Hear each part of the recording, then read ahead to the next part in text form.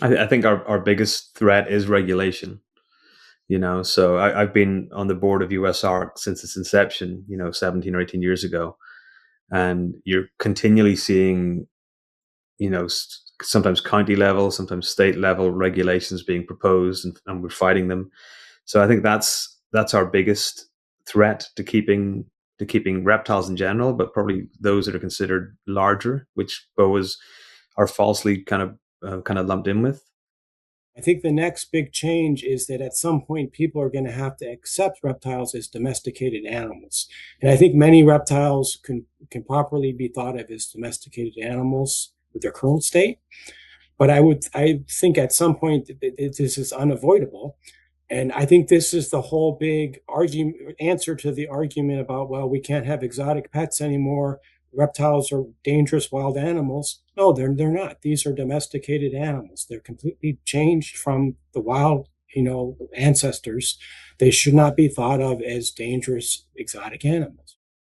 Today's episode is brought to you in part by Cold-Blooded Caffeine, a small batch coffee company built around reptiles, conservation, and really good coffee. Founded by Trey Hall and McKendrick Dunn, Cold-Blooded Caffeine connects roasted to order coffee with real-life conservation in coffee-producing countries. 5% of every bag sold goes directly to conservation efforts, and I'm excited to announce that the Expert and the Idiot podcast now has its own custom coffee blend.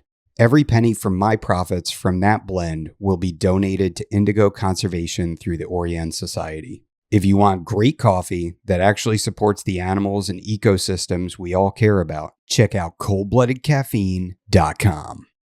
This episode is brought to you by Soul Reptile. Soul Reptile is a boutique, direct-to-consumer lighting and husbandry company focused on bringing the latest reptile physiology and lighting science into the hobby. They're the creators of the Vision LED, the most powerful UVA1 LED available for reptile lighting. They also produce precisely tuned near-infrared systems designed for specialized animals, including invertebrates. If you're serious about replicating natural sunlight and dialing in your animal's environment, Soul Reptile is pushing that science forward.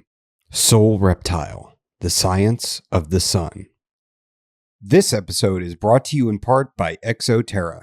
If you're as passionate about reptiles and amphibians as I am, you know that quality matters. I use ExoTerra products on all my reptile and amphibian enclosures, which is why I'm excited to be partnering with them. From naturalistic decor to innovative lighting and enclosures of all sizes, ExoTerra has everything you need for your cold-blooded companions. ExoTerra. Make your reptiles feel at home. This is the Expert and the Idiot podcast. If you like the show and you'd like to support us, there's a link to our Patreon in the description below. Some benefits include getting access to new episodes up to a month in advance. There's also links to USARC and USARC Florida. If you're not already a member, please sign up. Enjoy the show.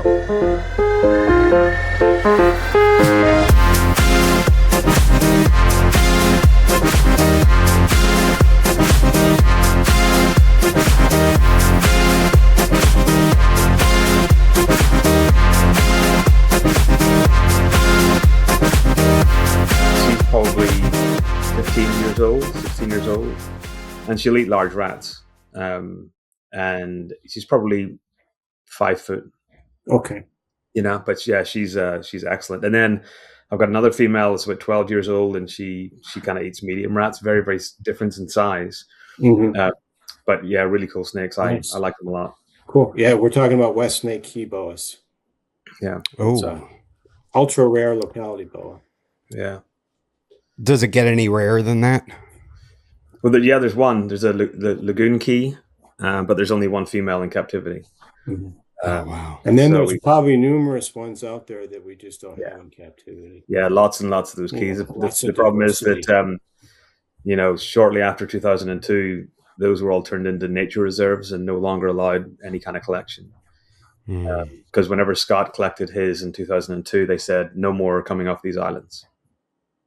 Wow. Yeah, we were trying to look at a way of getting another Lagoon Key, at least to try this female, but she was collected as a subadult on the island in 2002. So, but she's 24 years old. Jeez. And, yeah. And, I I don't have think to she. use some snake cloning. Yeah, right. Oh, versus one Yeah. animal. I'll look into it. Can you induce parthenogenesis and then figure out a way to make it successful? Yeah, you don't want to, because parthenogens are just useless. They die within a short period of time. Is that across the board, or is that only because they're always haploid, right? Well, they're not haploid. So what happens is the egg fuses with the second polar body. Oh, so they don't. It's probably not fusing with it. It's during that second round of meiosis that it probably doesn't separate. There's been work done on fruit flies that have shown there are 3 genes associated with that in parthenogenetic fruit flies and facultatively parthenogenetic fruit flies. And one of those genes is associated with that separation at that second stage of meiosis. So it's probably that just sticks together and that, then leads it. So it's, one chromosome, and then the other chromosome that it should be fused to, or that it is fused to, has got a very, very small amount of heterozygosity. But we're doing stuff now. We just finished sequencing the boa constrictor genome to chromosome scale, and a carpet python to chromosome scale, and we've got the chromosome level ball python genome. So we're now sequencing genomes of parthenogens to look at where heterozygosity is maintained. And those, so that we can actually, it's always been proposed as facultative terminal fusion, but or automictic terminal fusion, but we don't have any real conclusive data to show exactly where that occurs on the genome. So that's kind of one of the kind of play projects that we got going on. But they're useless. I was able to raise one parthenogen to 8 years old, and she produced offspring. She produced 8 babies, of which 5 were stillborn, and she then died. I also had a parthenogen ball python sent to me from the UK that had itself produced parthenogenetically. I got it to produce sexually, and then it never recovered from that. And it produced 6 eggs, of which 5 collapsed, and 1 survived and produced a double het Klein albino. And then she died. So the parthenogens, and I've got about 140 parthenogens in my freezer at work, of across the board, from king cobra, water monitors, through to boas, pythons, rattlesnakes, you name it. They just don't do well. So okay, so I have a friend who has a retic that is allegedly a parthenogen, and if it's growing well and really healthy and doing quite well, is it possible that it's the product of retained sperm from the previous season? Or that's entirely possible, but it's also, so we know of one other live parthenogen retic, and that's at Knoxville Zoo. I published a paper in 2014 documenting parthenogenesis in ball pythons and reticulated pythons, and one of those is alive and in that zoo, and it's a big snake. It's a 15-foot snake. Wow. Whether that could go through giving birth and the whole gestation or whatever, I don't know. But some of them might kind of creep through just by chance, but most of them do not do well. Interesting, but some can do well. But maybe not from a reproductive standpoint, but long term, they could have longevity as an individual. Yeah. And then we've seen some that they do okay, and then they just collapse. It seems to be a metabolic thing that just causes them to kind of crap out, and they just roll over. So we've got a lot of parthenogens chilling out in my freezer. I've got 2 parthenogen ball pythons downstairs that were given to me by Justin Kabilka. And he also sent me an androgen ball python, which is it doesn't have any of the mother's DNA except for mitochondria. It's just got a father's mitochondria or DNA, nuclear DNA, but it died after 6 weeks or 8 weeks. So we'll sequence that as well. But there's just some little kind of fun projects to play with. How does an androgen work, and how is it determined? That's a great question. We don't really know that yet. We sequenced some androgen boas, and we've sequenced some androgen ball pythons. And this is part of the reason that we decided to do chromosome level genomes of those species, of boas and carpet pythons. We don't understand the mechanism yet. So it could either be 2 sperm enter an egg and evacuate the maternal DNA, or it could be a sperm enters the egg, which doesn't have a nucleus, a maternal DNA. It's called an anucleate egg. We just don't know yet. So by sequencing their genomes, we'll be able to understand it a bit better. It's unusual, but it is occurring with some degree of frequency. We see it in ball pythons, we see it in boas. And how is that identified? The offspring are identical to the father, and not the mother. They don't have the mother's traits. So, for example, it was I think the boa was it was a VPI T positive bred to a wild type animal, and there was like 28 wild type het VPIs and one male VPI. So, and the mother was known not to be het VPI. Interesting. Yeah. Well, you guys ready to jump into the Boa Symposium Part 2? Start getting, I mean, we already kind of started. Okay. I thought we were recording already. We're recording. Okay. This is all in it. Yeah. Okay. Unscripted. This episode is brought to you by Chewy. Most people think of Chewy for dog and cat food, but if you keep reptiles, you should absolutely be using them too. Chewy carries everything from all the brands you trust, like Exoterra, Arcadia, Zoomed, and everything in between. Live feeders to frozen rodents, enclosures, substrate, heat lamps, thermostats, water bowls, misters, and more, all in one place, shipped straight to your door. Sign up for Chewy Plus today, free for 30 days. You get free shipping, 5% rewards, and exclusive offers. I use Chewy, and you should too. I kind of want to jump right back into feeding because we talked about feeding the last time, different approaches to feeding. Feeding's a very popular topic. You know, you talk to people like misunderstanding. Yeah, a lot of misunderstanding, and maybe just not even a lot of understanding in general. You know, maybe just. I don't know. I think we have a tendency to look at these animals as if they're our cats or dogs or kids or whatever that require tons and tons of food all the time. And then you have a conversation with somebody like Nick Mutton, and you know he'll tell you about the visceral fat and how snakes accumulate this fat around their organs and inside the rib cage where it's not very visible. So you have a very hard time judging whether or not your snake is obese. Even I sit here after my animals didn't eat for, you know, from November until February, and they look extraordinarily healthy, very robust. But I sit there and I look at them and I wonder, are they obese right now? Did they retain a ton of fat? Because they don't really look any different, you know, after that long fast. And now with my Argentine, who is, she is about, what is she? Maybe 4 or 5 years old. I'm feeding her every 4 weeks, a large to a extra large rat, because she just seems to get so plump if I do it any more than that, you know, every 3 weeks, and she just seems to get round. And I really don't want that. I want longevity, and her health is my primary concern. You know, she stands out amongst all my other snakes. So I'm, you know, more concerned about her probably than most of my other snakes. Although they all get equal care, but I'm very keyed into her. And so in the last episode, and I know I've heard you say this numerous times, Dr. Booth, is if you want your snake to grow, don't feed it.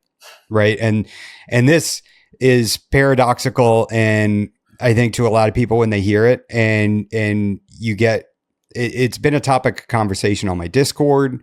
And I kind of want to get back into that about the growing without being fed and sort of the metabolic demand of feeding. How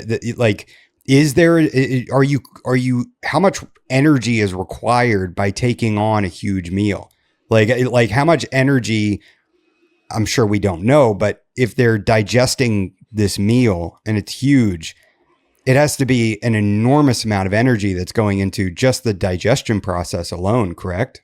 Yeah, well, that's what you see. For example, you know, you'll find people that'll have offspring that are not feeding, and they might go 4 or 6 months, and then they'll assist feed them, or else it'll take a meal on its own suddenly, and then it'll roll over and die a couple of days later, because digestion requires energy. And therefore the meal was just too big for them, and they crap out. So digestion does require energy to break down and digest that meal.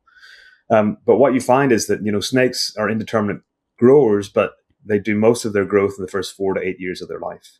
And after that, it's just, they'll be adding size. You can see when they shed their skin, but they're not growing at the same rate as they would in earlier life. And therefore you don't need to give them the same meals in that frequency when they're at that stage. So for example, you talked about feeding your 4-year-old Argentine every 4 weeks. I do the same with most of my boas that are, at adult size, and they'll get a meal every 4 weeks, maybe 6 weeks. So I've got hog islands downstairs that'll get a large rat or a jumbo rat every 6 weeks, and they might get fed, and I only feed from March to November. So they might only end up getting 5 or 6 meals throughout the year, but they still, they don't look thin, they don't look fat. I think the important thing with boas is that if you see them and they have that kind of loaf of bread shape, where you see the sides are more squared off, you tend to have a relatively healthy boa. You don't want to see its ribs. You don't want to see a backbone, unless it's gravid. You'll see females will have an exposed backbone whenever they're gravid. But I think, most of mine, I don't keep feeding charts. I don't record when I fed, but I know that it's about every 4 to 6 weeks for adults. But offspring, young ones are totally different. I'll feed them for the first 8 months or 9 months. I'll feed them every week, every 8 or 9 days, because they need that kind of hardening off period, I feel, to kind of set them on their way for the rest of their life. But I then reduce that, sequentially as they go through, at 2 years and 3 years, I reduce the frequency of feeding. And that rule more applies to imperator compared to constrictor, right? Because constrictor, well, I've run into issues where if I tried to feed the babies, more, like every 7 days or so, it's like it's the most consistent regurg recipe. Yeah. But as soon as I go out to that 10 to 14 days for a constrictor, the issue disappears, so is there a distinction there to be made? Yeah, I'm not sure, Brian. Well, constrictor, I don't. Yeah. I've done my BCC. I feed every 2 weeks basically. And it's not, I don't keep a calendar. I keep track of the feeding, but it's not like every 2 weeks on the dot. It's, every 15 days, then I might feed every 10 days. Then it might be 3 weeks go by. I do that with my adults as well. Basically, they don't get fed for about 2 to 2.5 months over the winter break, when I'm starting the pairing. And then when they're paired up, they get fed maybe once every month and to month and a half when they're in breeding trials. And a lot of them don't eat, including the males, when they're in the breeding trials. And I've even found that some types of boas, the males just stop eating, even if they're not in breeding trials, around like November, December. So there might be a few months they just stop eating. And during the growing season, I call it, other than breeding, I probably feed a little bit more, sometimes every 2 to 3 weeks, especially for recovering, breeder females. So they will put a little bit of bulk on in the late summer just to get ready for breeding. But overall, yeah, they seem to be in ideal shape. They grow quite slowly. The babies will take 4 to 5 years at least to even not even breeding size, but just to get to where they're kind of like approaching adult size. Some of the true red tails will be 6 years old and they'll maybe 5 to 6 feet. So yeah, I think, a lot of people either they're going to feed way too much or way too little, but it's not rocket science. It's just you want the boa to be muscular and healthy and square. Also, I feed different types of food. I feed different sizes of food. I feed quail, I feed rats, I feed occasionally rabbits. So just to kind of mix it up. And I think they do best, with that. And I'll even feed like a jumbo mouse to a boa that's, 5 or 6 feet occasionally, just to kind of mix it up. Mm.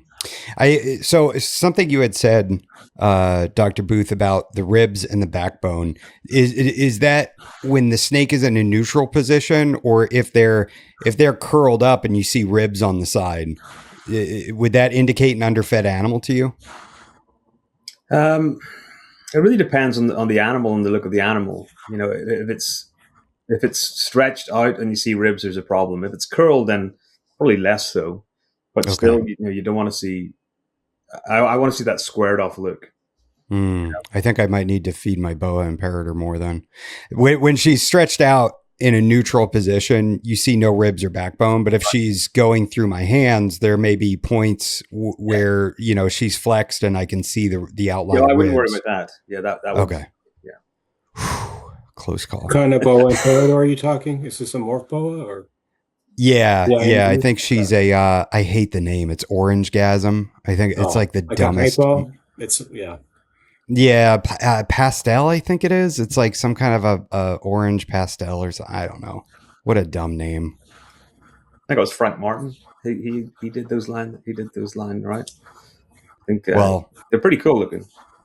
she's absolutely stunning, and I mean, she kind of fires up, and she gets super pale and very vibrant. But when my kids are like, "And what's that one's morph?" I'm just like, it's a pastel of some sort. Yeah. They weren't thinking about the kids when they named that morph. No. If you know Frank, yeah, it's definitely not.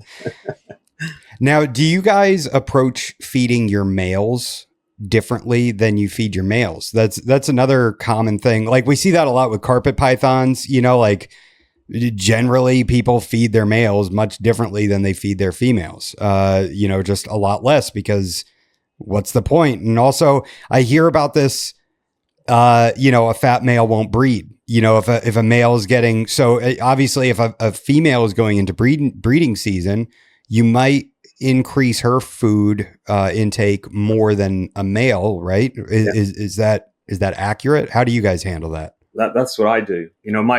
I mainly breed Central Americans. All of my Colombians are at a friend's place. But all of my Central American males are all in ARS 55 tubs, the polycarb tubs. So that gives you, and they're small. That's more than enough room for them. If you put them into a V70, then they look lost. So I keep mine small. I feed them, my adult 10, 12, 15-year-old males might be getting a small rat every 5 or 6 weeks, or a jumbo mouse, every month kind of thing. My word, Warren. I feed them very commonly. They're tiny. They're my maybe 3.5, 4 feet. Maybe as thick as a tube of toothpaste. They're not big. Wow. I've been kind of tackling that idea in my head of actually feeding my male Argentines, more sparingly, and getting the females to a larger size. Is there detriment to feeding them more sparingly and having them generally get to what it? I do. For the Argentines, and especially for the BCC, I just feed the males smaller rats, and even like the adults are eating kind of a medium-ish rat.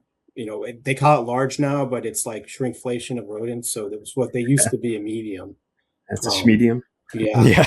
It's a true medium, which they now call a large. Yeah. The females will eat the extra large, which I guess used to be like just a basic large rat, but that's a separate topic. But yeah, the males, I don't have it's not that much of a difference. It's more that I'll feed smaller rodents, and sometimes I'll skip feedings more often in males. I mean, the other thing is you don't need to always feed. I mean, in nature, boas eat when the food's available. So it's not like a rat appears every other Thursday at 3 o'clock in the afternoon. It's just whenever the food comes. So, I mean, they can go a long time without feeding, and they will always want to eat. I mean, they've been designed by evolution to always want food. So because they're in a food depleted environment, so will always feed. But it's a lot more common for people to have snakes that are going to be overweight than snakes that are going to be underweight in general. Yeah, I think I've mentioned it before. When I was moving here to Virginia for 6 months, my most of my animals were at a friend's place in Knoxville, and I was driving back and forward every 2 weeks. So I'd call in and check on the animals, but rarely feed them. I think my males that year maybe ate 3 times, maybe 4 times. Mm. And they all went on to breed. I've got males that are 20 years old and breeding, 22 years old and breeding, super healthy. So males definitely don't need the abundance of food that people give them. And Brian's right. I think you mentioned it also. Some people feed way too sparingly, and some people feed way too much, and it's getting that balance in between, and then realizing that males and females don't need to be fed on the same frequency. I mentioned before that I feed between March and November every 3 to 4 weeks, maybe up to 6 weeks, depending on the size of the female. But just before breeding, for the month or 6 weeks before breeding, I'll give them more meals, but smaller meals, maybe every 10 days, just to give them that burst of food. And then they go into 4 months of not being fed. And then once I see lots of consistent breeding, which normally for my collection is around March, end of February, March, then I'll give the female a really massive meal, bigger than they would normally get. So, one that's normally getting medium rats will get a large rat, or if they're normally on large, they'll get an extra large. And that generally puts them through that. It helps the maturation. It seems to help the maturation of the follicles, and then they ovulate within, normally 10 days to 2 weeks of that happening. You feed, And then you I feed feed. your gravid females more. Oh, sorry. Yeah, You I'll feed feed if your they take. gravid females more. Yeah, I'll just give them small meals. So if they were normally eating large rats, I'll give them a small rat. But I'll do that every 2 or 3 weeks. And if they feed, then that's great. If not, and I'll feed right up to days before birth if they'll eat, because in the wild they're going to do that. And what I see is that at the end of it, once the females give birth, they don't look as depleted as those that don't feed throughout gestation. Yeah, I do the same. And usually they will eat it. BCC almost always will eat it. Yeah. Sometimes I found the Argentines will not eat it. And I have a gravid female Argentine now that's not eating it, but she was like a tank before breeding. So she still looks quite plump. But I had another female that I bred a few years ago, Argentine, and she didn't eat during when she was gravid, and she was ready to breed. But I would have rather if she was a little bit more, have reserve plump, as far as the reserves. So she went into it maybe a little bit thin, not thin, but not what I wanted her to be. And then she didn't eat when she was gravid, and when the babies were born, she was like, I mean, this snake was about 8 feet long and about as thick around as a broomstick. I was really, really worried she wasn't going to make it. Yeah. But she managed to pull through. She started eating, and within 6 months or so, she was at least, back up to close to normal. But it's amazing how quickly they can regain body weight. So once mine give birth, I'll feed them immediately. I normally feed the female if I've got something defrosted to get her away from the babies. And I'll feed them like every 7 days, small meals. And normally within a month to 6 weeks, you wouldn't realize that they give them birth. They're back up to full body weight, and then they go back into their regular 4 or 6 week kind of duration for meals. So Sonoran boas, do you both keep Sonorans, and do you guys feed them differently, or do they get fed the exact same way? But what I would like to know about is like what is an adult Sonoran boa eating? What is their prey size generally? For mine, males, adult mice, the small rats. For females, medium to large rats. So I've got some Sonoran females that are maybe 20 to 24 years old that are breeding, and they're eating large rats every 4 to 6 weeks. Those that are in the 12 to 15-year range are eating medium rats, maybe up to large, but they're not very big. Some of my adult Sonorans are in kind of V70 tubs. Most of them are in the ARS 80 series tubs, kind of the bigger ones. Okay. The two big differences with Sonorans is, one, they give birth to lots more babies, but they're a lot smaller. And two, I cool them a lot more.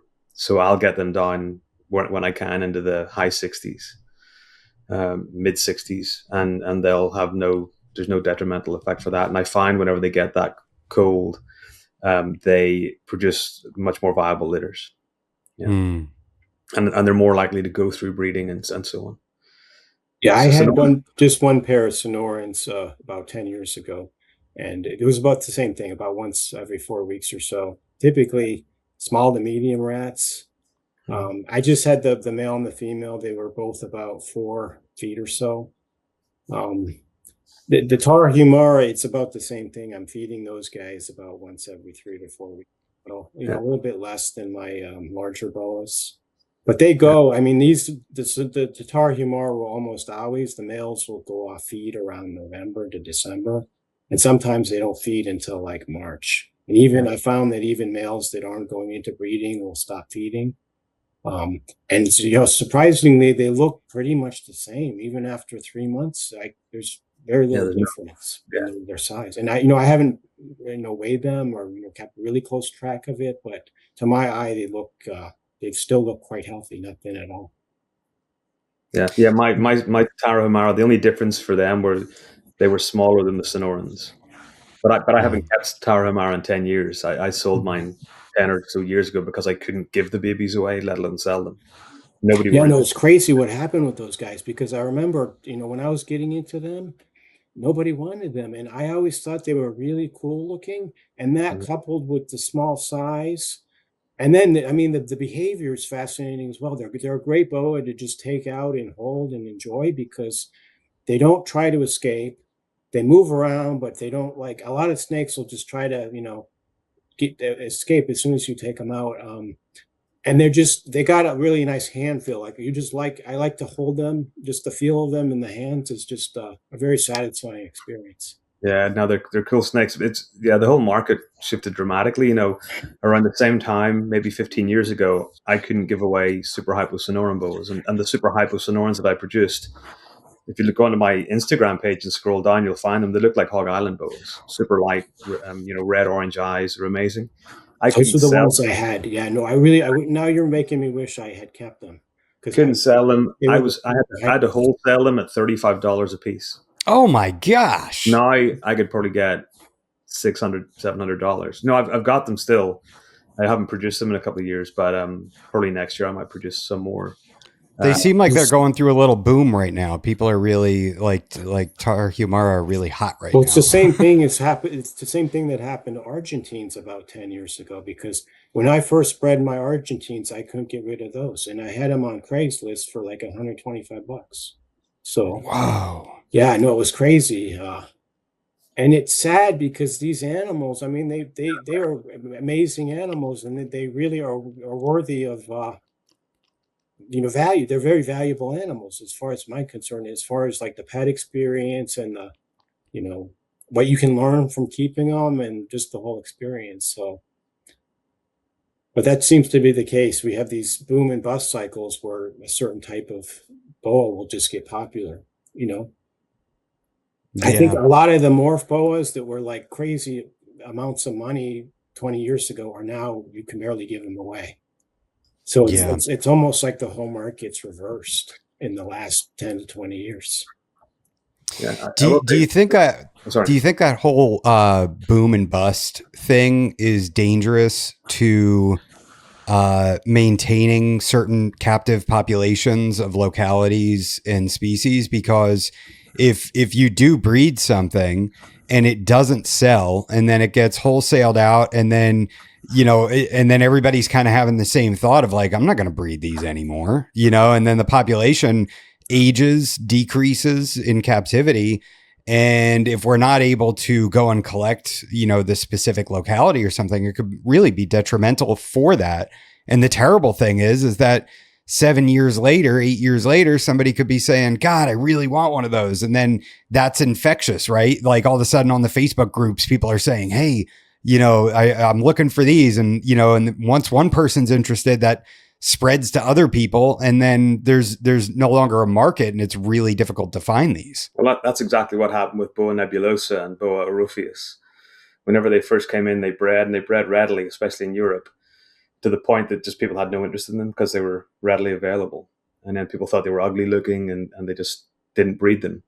And now that the captive population of those is essentially gone, I know of only 2 people with Boa nebulosa, I don't know anybody now with viable Orpheus. But you saw that whenever I lived back in the UK, you saw that happening with Hog Island boas, Brazilian rainbow boas, and Dumerils The boas. Corn Islands is the big thing right now because Corn Islands as well. about 2 years ago, suddenly the Corn Island was now the new holy grail of locality boas. And I had a pair back about late teens, I think, mid to late teens, and I had one clutch or one litter rather. And unfortunately, I lost the female shortly thereafter, I think because of complications from the birth. But I ended up selling the babies, and they didn't sell very well at the time. And I had the one male, and I actually ended up selling him as a pet to a woman that just wanted a pet boa, which people are going to kick me for this. But going back before that, I picked up the pair of Corn Island boas. They were from Tommy Carpenter, and they were on fauna classifieds. And back when I was growing in my collection, I would go to the fauna classifieds and kingsnake.com and do what I call looking at boa porn, just looking at all the pictures of the beautiful boas, right? And I would see boas, I'd be like, well, yeah, that's kind of nice, But these Corn Island boas, they were there for months and months and months, right? And the price kept coming down, and I'm like, oh, I don't need any more boas, but how can I resist? So I got this pair, and I talked to Tommy, and he confirmed that they were actually his boas, right? But anyway, yeah, no, and then I had the litter, and then they did not sell very fast, but eventually they all sold, and then I was out of that locality. And then a few years later, suddenly everybody wanted them, and actually Vin Russo even reached out to me and asked me if I had any, just because he wanted some for breeding, and I could have kicked myself for not holding on to that one male. But that's how it goes, and you're absolutely right. That's a very valid concern that people put a dollar value on these animals, and the desirability is related to the dollar value at the time. And it's just, and the same thing with some of the morph boas, which now people don't want morph boas anymore. I mean, this isn't quite the same thing as like a natural locality boa, but we will lose a lot of these morph boas over time. I mean, with chickens and with other domestic animals, you have these rare breeds, which over time people just stop breeding them. So, I mean, there's only certain amounts that you can conserve, you keep going in captivity. So there is some picking and choosing, but ultimately, yeah, as long as people are not going to continue to value an animal, they're not going to want to breed it, and then it's possibly going to go extinct in captivity. Yeah, I mean, some Corn Islands from Tommy as well. He wanted to trade for Costa Rican T positives, but all he had were animals that had pretty bad nose rub. He said because all his wanted to do was to climb, and he had them in tubs. And I was like, I'll just wait for your next litter. And there wasn't a next litter. I was like, I wish and I think it was an anarthristic male and some het females or something, but. Yeah, I kind of regret that. And then Tommy kind of just disappeared. Yeah, I think he got out. I think I saw a post where he was selling all his, or I think he had some dogs that he was trying to find homes for on Facebook.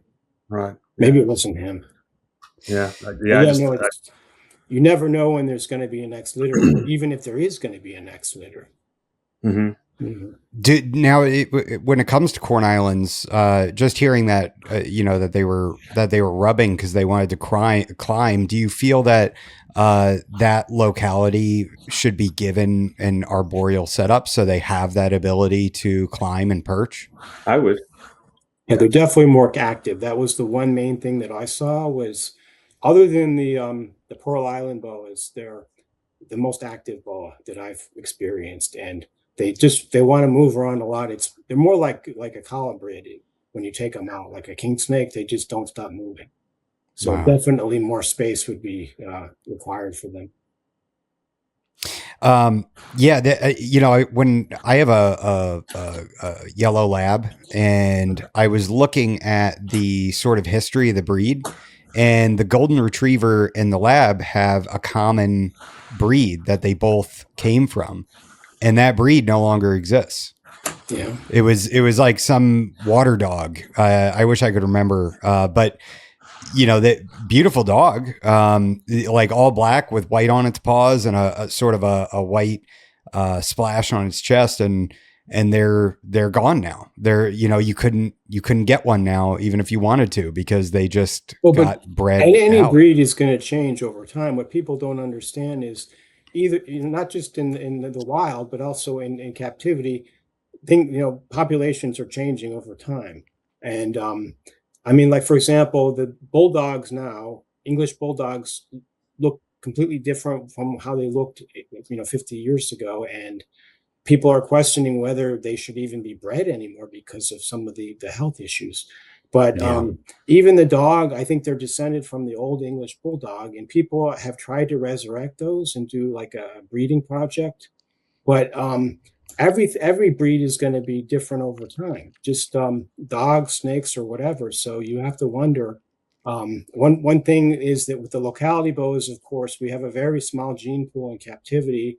There's very little new genes coming in from the wild. So, of course, the captive populations are going in, a completely separate direction. And what are they going to be in a few decades? I mean, at what point is it not even really accurate to call something like a Suriname reptile or a Hog Island boa if it's completely different, Yeah, because whether you like it or not, we are selectively breeding our animals. Yeah. We produce a litter of, let's say, West Snake Key boas, right? What happens is people buy the best of the litter, and then they breed those together. And if they keep doing that there, you end up with a phenotype that is very different than the wild type. Whereas what I do with my things like West Snake Key or Crawl Key or any of those is I'll hold back random animals. I don't go for selective looks. I might hold back one that's got a stripe and do a project with it. But what I'll breed and what I'll maintain is I want to keep that kind of natural look.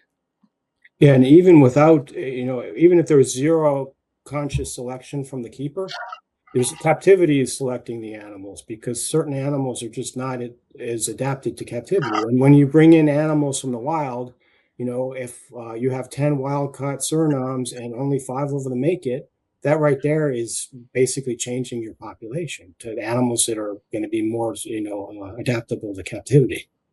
And if you're doing this, I mean, not all animals are going to be breeding at the same rate. And I found that, I have some animals that breed much, much better than others, even from the same litter, with the same exact treatment. So it's captivity itself. I have heard an interesting statistic. We all think about like our ancestors and our descendants, but the vast, vast majority of humans on the earth will not have a descendant for more than like 3 to 4 generations.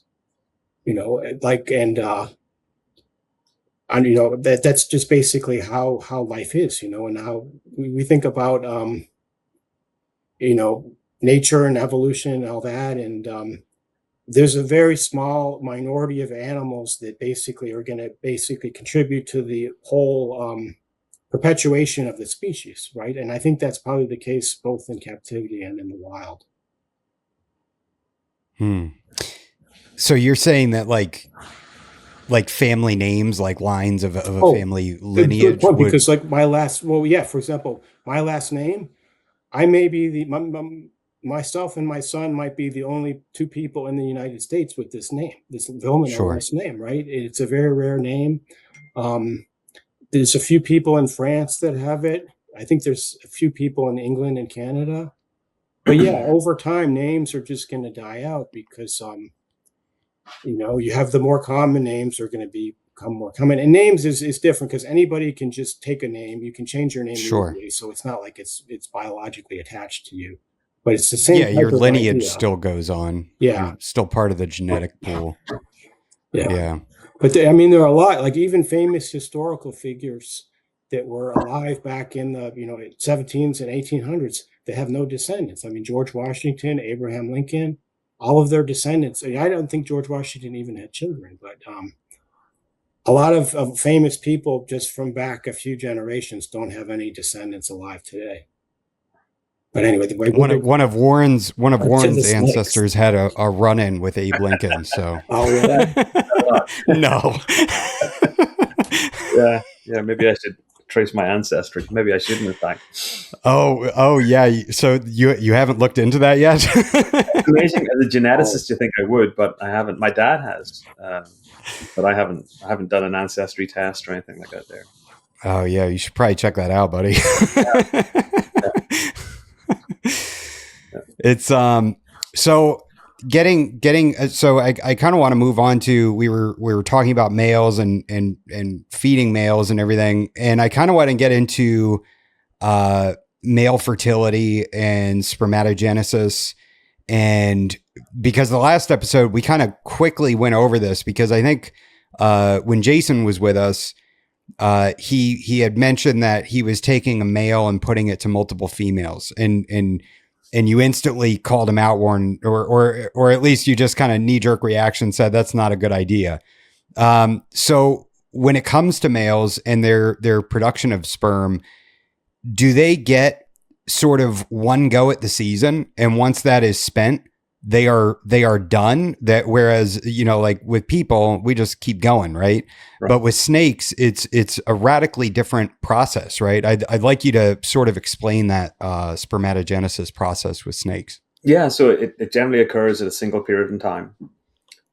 You'll get all of the sperm produced for that reproductive season, and then once that's gone, there's nothing left. You have to wait until it comes to the next season to produce. Whereas females will always have follicles, whether you can see them or not. They will always have follicles, and it's just whatever time of year that they mature is whenever they're ready to go. But you know, the idea years ago, people would say, you know, I put my male in for a week, then I take him out for a week so he can regenerate sperm, and I put him back. That doesn't happen. What you'll also find, and is with boas, is their courtship can be very, very long. You know, I pair my animals normally on January 1st. This year it was closer to February 1st. I didn't see most breeding action until kind of March, but there's a lot of, you know, you go in, the males are wrapping tails and stuff like that there, but there might not be any breeding. There's a lot of courting that goes on. And then whenever they start breeding, they breed heavily. The boas, we've got a paper in review at the moment that boas and pythons, generally boas don't store sperm very well. So if you put a male in, they breed once, and then, you know, you're hoping that that's enough. Like with ball pythons, that might not be the case with boas. Because if that female doesn't ovulate immediately, that sperm can degrade very, very quickly. So you know, there is one year I bred a Costa Rican T positive to 3 females. They all produced, but the last one produced fewer offspring. You know, there's a higher level of infertility in that there. And you'll find that whenever you put an animal to multiple females. Now, what might happen is if someone's using an ultrasound and they can see that the female has matured follicles and is ready to go, then maybe 1 or 2 breedings can work. I just don't see it in the 32 years that I've been breeding boas. You know, I don't see males doing well whenever you extend them over multiple females. Yeah, I don't do that at all either. And, you know, my breeding experience is very similar to what Warren said about I put them together and I keep them together. And I've paired mine up this year around November 1st. And now here we are at the end of April. I still have some BCC pairs together. They might not go this year, but I'll probably keep them together about another month to month and a half. And at that point, throw in the towel on those. But interestingly, I've seen some animals like my Pearl Island boas seem to get gravid very, very fast. My Pearl Island boa was gravid this year by mid-December. I put them together early November. She was gravid a month and a half later. Unfortunately, that boa slugged out on me about a month ago. Not a great start to the breeding season. But in the past, my Pearl Island boas have given birth in mid to late March, my earliest boas.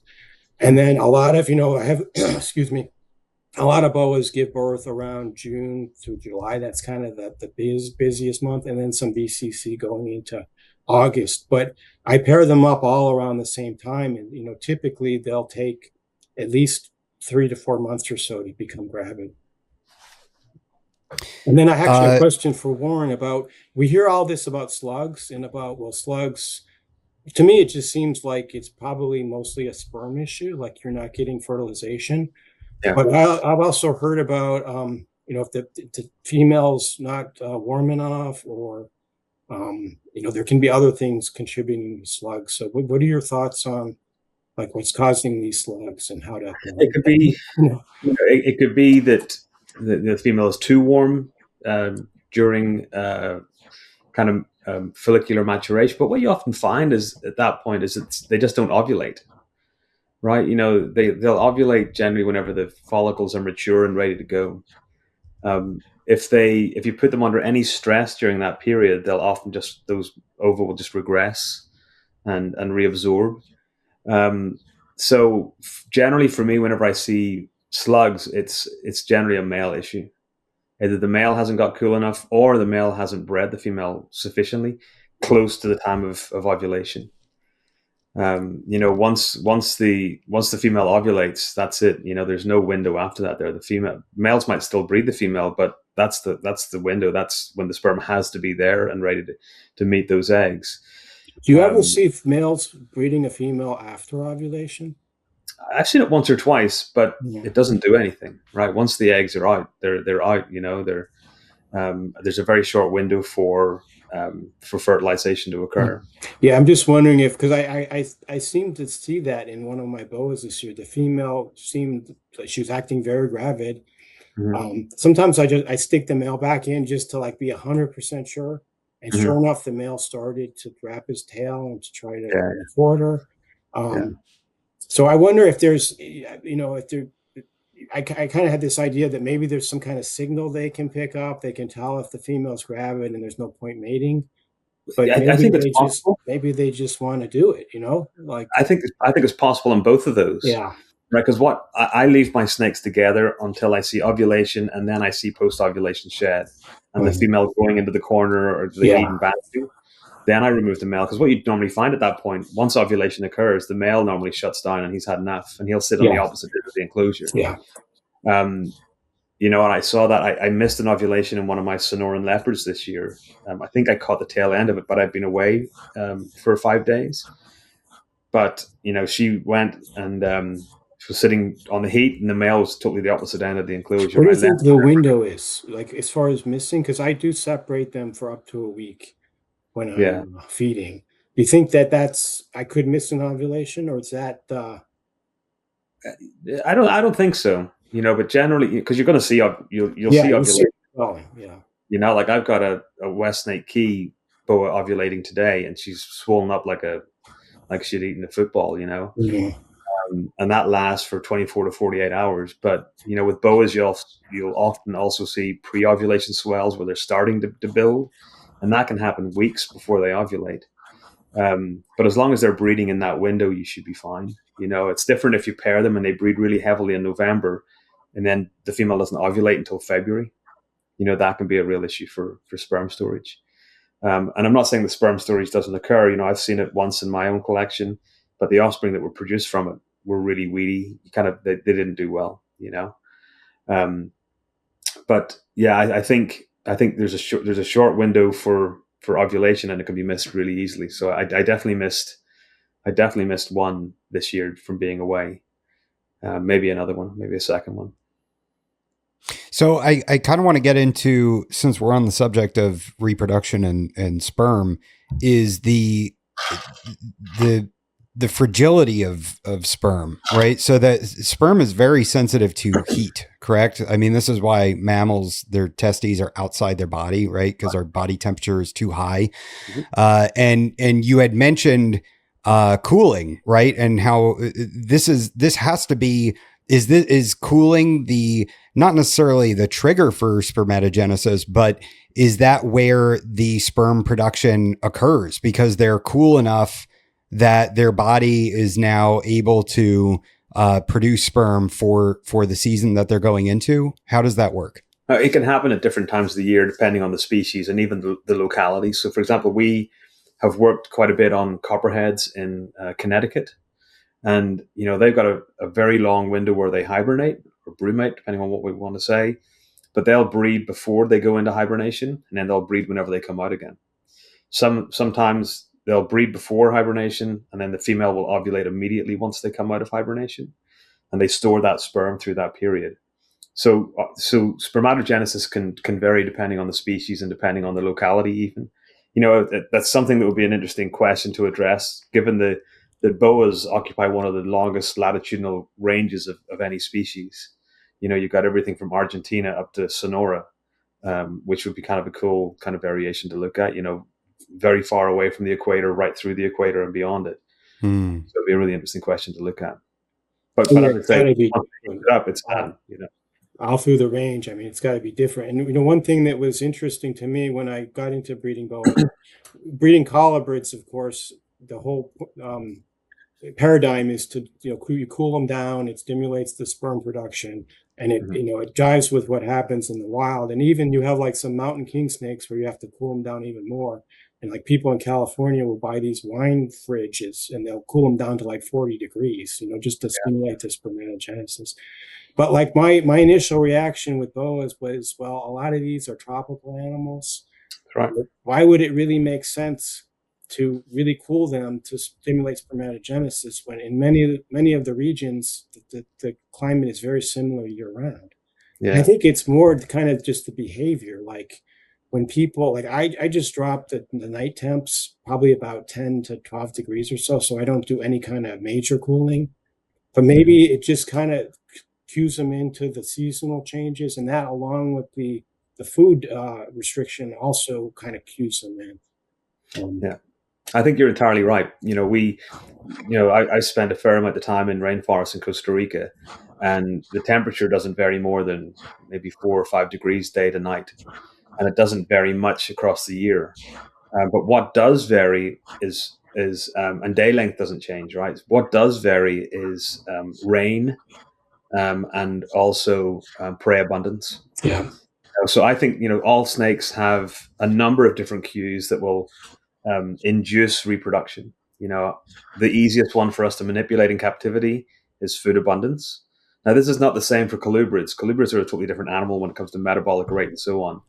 But for boas and pythons, many pythons, when they're especially rainforest species, the food comes in bursts. It's all or nothing. A great example of that are a lot of these key boas, the crawl key, lagoon key, west snake key, where they'll feed very sporadically, but on migratory birds.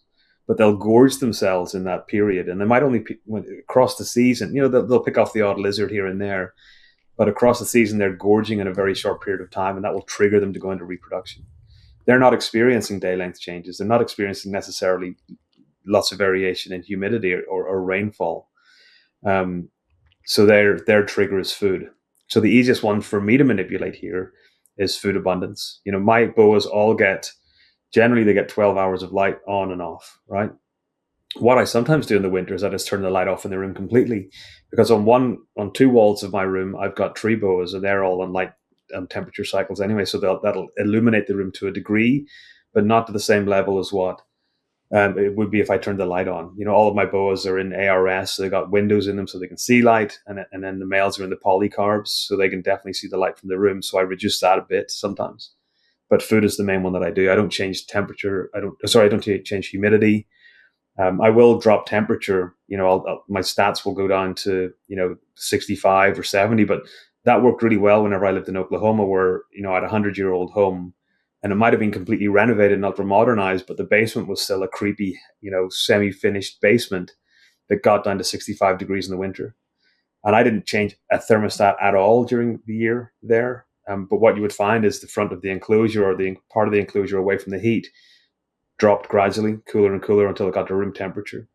And I would find that all of my boas would shift from the heat to the cool end and just stay at that cool end for the period of time that room stayed at 65 degrees or 60 degrees. They actively sought out the cool end, and obviously they weren't getting fed at that period of time either. It's interesting what you can do, to try and trigger reproduction. So, for example, I've got a pair of green Sanzinia together, the Eastern Sanzinia, and I kind of was nervous that I wasn't going to be able to get them cold enough, because people say you need to get them down into the kind of low 60s or high 50s, mid 50s. Well, I was part of my basement here is unfinished in this new house, and I put them right there close to the window, and I was able to get them down to 55 degrees for 3 months. Sadly, they don't appear to have bred, but at least I can see that they're starting to cycle, and put them through that process. But lots of species are different, and boas, again, because of that large latitudinal range, require differences in cooling, differences in cycling. Yeah, but those also definitely something with the weather, because when the barometric pressure drops with storms, I've definitely noticed an uptick in breeding activity. And here in California, between December and March, we get these atmospheric rivers, they call them now, or cyclone bombs, or whatever the latest meteorological buzzword is. But I noticed the boas do definitely seem to be more active when these storms are moving through. And maybe I'm just lucky living in California that we have this weather phenomenon. Yeah, I would notice that in Oklahoma. Here, we haven't had a lot of rain. We're kind of in a drought at the moment, but anytime it rains, I keep from November, December, I keep a lot of my tree boas in pairs, and as soon as it rains outside, those things are locked up. And it could happen any time of the year, but with rain, they sense that barometric change without a doubt. Yeah. What is it about a barometric change that makes them want to breed? Does it just get them in the mood? Just gets things going? I mean, what is it indicating to them that spring is coming, or be a bunch of things. I mean, maybe it's washing off scents, so they're not as susceptible to predators. I've heard that about the babies. If they have babies during a storm, it's going to wash away the smell of that afterbirth, and maybe the babies will be less susceptible to certain predators that can smell that. Which is an interesting concept, because actually, if you look at it, scent, I believe, travels better in humid environments than in dry environments. It's why many aquatic animals can detect prey from very far away. So I've wondered about that, whether that's real or not. But I think it's probably simulating what is happening in the wild, which is they'll give birth during the rainy season. So in the tropics, the rainy season is what it's like. March through to November, something like that there, and then it gets into the less rainy season. They call it the dry season, but it's just a little bit less rainy, and that's when you're finding most of the births occurring. Between kind of April, May through to September, October.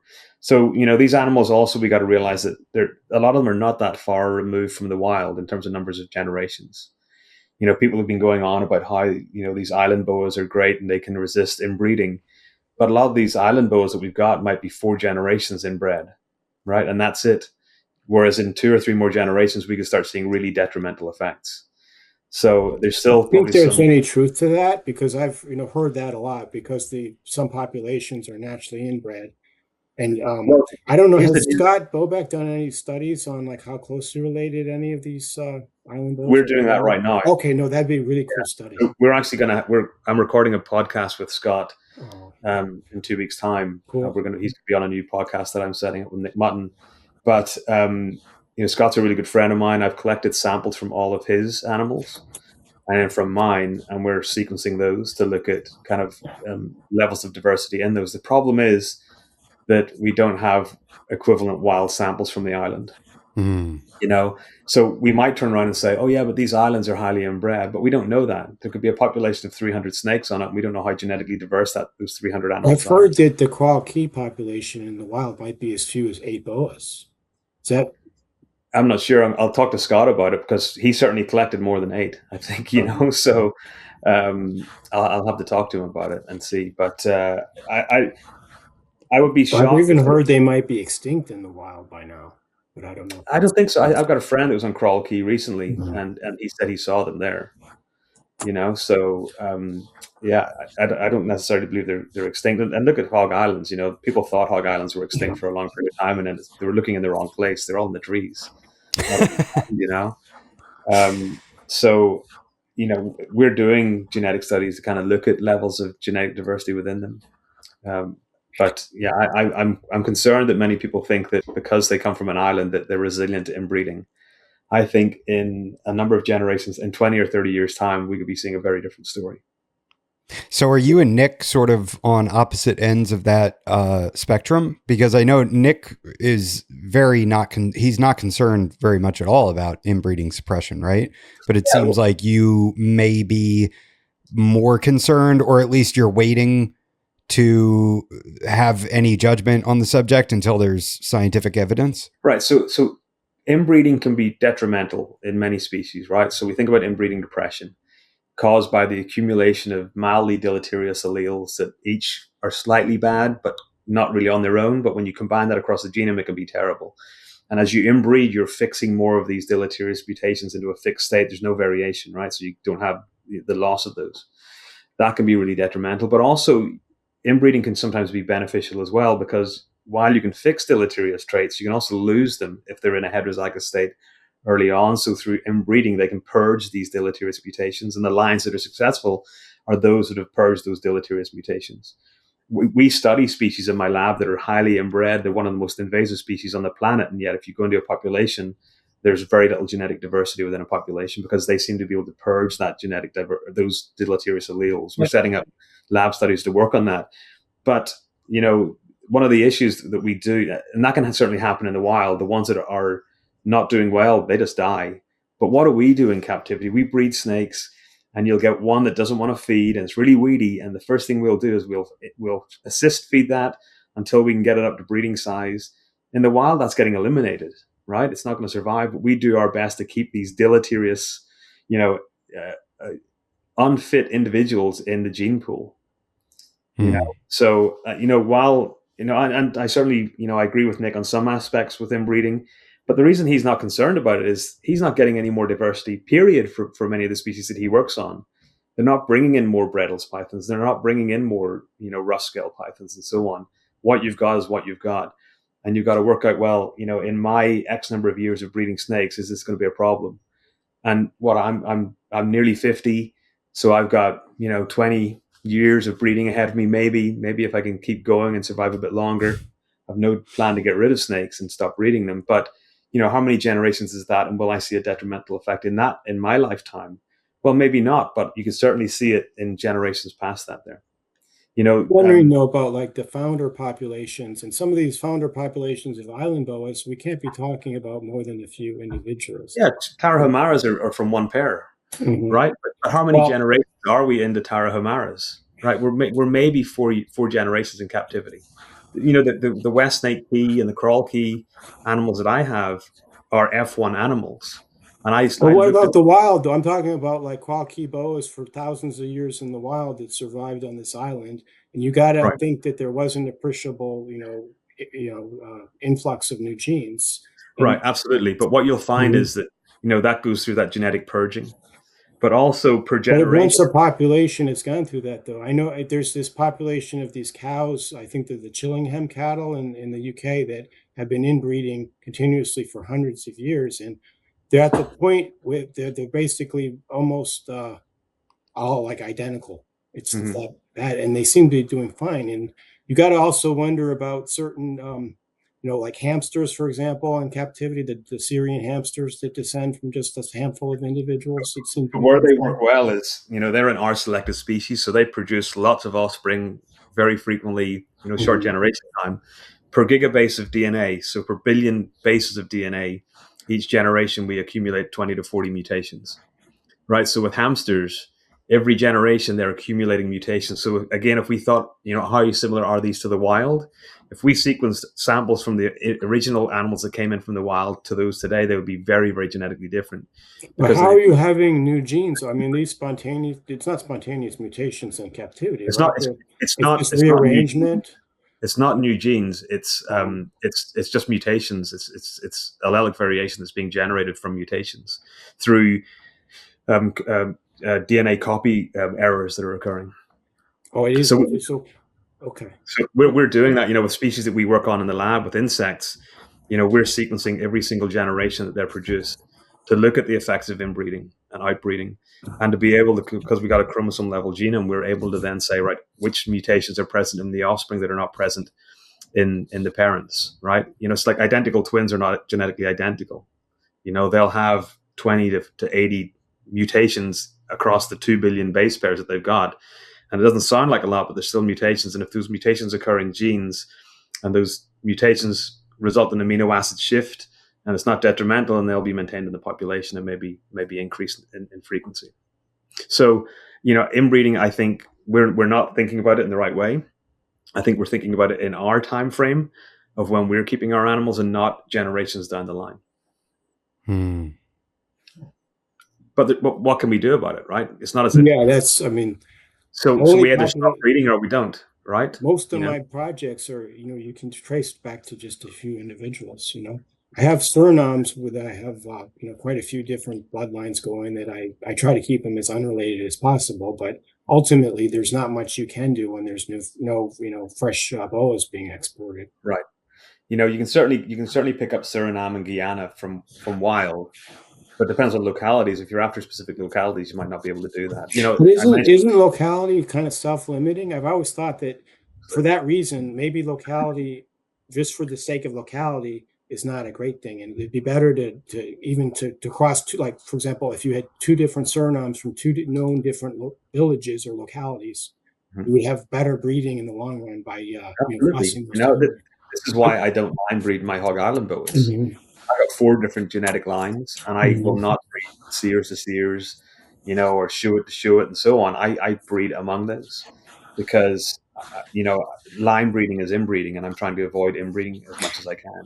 I guess Like I meant, sorry to interrupt. I mentioned before we started recording, that there's one single Lagoon key boa left in captivity, and it's a female, and there's no males, right? So what do we do with that? One theory would be you find the closest island to it if we have one in captivity. So maybe a West Night key male, and we breed it to it to try and retain that. But then you've lost that locality, right? So what's the point? But that's the locality in a sense is an artificial construct though, because it's just so that people can have a hobby of collecting locality boas, Yeah, and the more exclusive the locality is, the more the perceived value. So that's absolutely. one of my You're exactly problems right. with the whole locality movement, as I call it, is that ultimately localities are just going to become morphs because we're just breeding for what we think a locality should look like.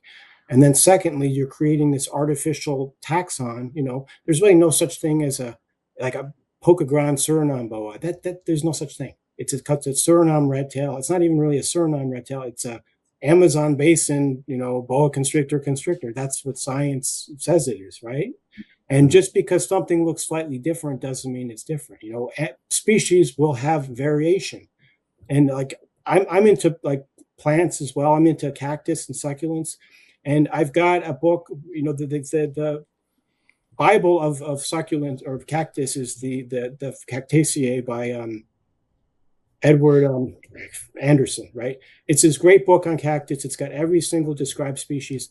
Yet many of these cactus that you see online, there's like hundreds more species that aren't contained because collectors look at very slight differences, either cactus or snakes. We look at these very slight differences. We identify something as different, and we invent a term for it. Whereas with biology, I mean, even a subspecies will have variability. They don't always look the same. I mean, so it's artificial to try to lump or to split everything into all these more and more little subgroups, and I think that's what. And I'm not a taxonomist, but reptile classification over the last 30 years, there have been so many things that have just been split into all these new genera, and I'm still calling I call corn snakes Elathi gutata. I don't even know what I call reticulated pythons Python reticulatus. I don't call it Python. Yeah, whatever the new genus is, Yeah. right? And I wonder how much is that real science? How much is it because that's kind of where people are pushing to get more papers and to find. Obviously, molecular biology has been very important, and we have more data. We get a lot more data than we could get in the past. Yeah, and you're right. But what we also have to remember is that within localities, you get locality-specific variation, right? So because a lagoon key boa cannot breed with a West Snake key boa because there's no migration, or migration is so negligible that the likelihood of that ever happening just is pretty much zero. So therefore, you get locality-specific looks, right? So this is why. You asked about West Snake key boas and how cool are they? They're very different than Crawl Key, and yet they're not that far apart, right? You could certainly, geographically they're in the same region basically, right? Same thing with Cocker Key, and yet they all have their specific look. They've evolved on those islands with a lack of frequent migration onto the islands, and therefore, with a lot of work, that what we'll do is we'll look for private alleles is what they're called, which are alleles that are present within a population, but they're not present in other populations. These have come into being after the population was found. After it's been introduced. Yeah. Okay. And then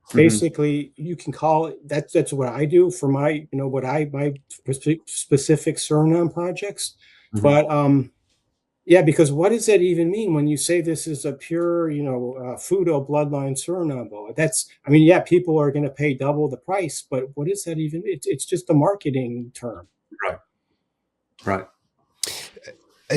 I want to go back to, you just touched on buying a pair, right? So let's say I'm sitting here and I go, boy, I want to get some Tarahumara boas, which I do. And I go to Brian and I say, Brian, hook me up with a pair. And maybe there's a little discount on getting a pair or something like that, which always makes it more attractive. But also it's easier because you're getting it from one individual. Now, if all of the founding stock for the Tarahumara boas is coming from one pair from, Vin Russo, is there benefit in buying one from Brian and one from Steven Richardson or somebody else that has, is there any benefit to doing that whatsoever? Or is it a total waste of time because they're all coming from the same founding animals? Or are they, like, once they start pairing off, are they getting their own genetic mutations? And is there some diversity there? Well, you're right. So it depends on the number of generations from wild. It depends on the number of generations from a common ancestor.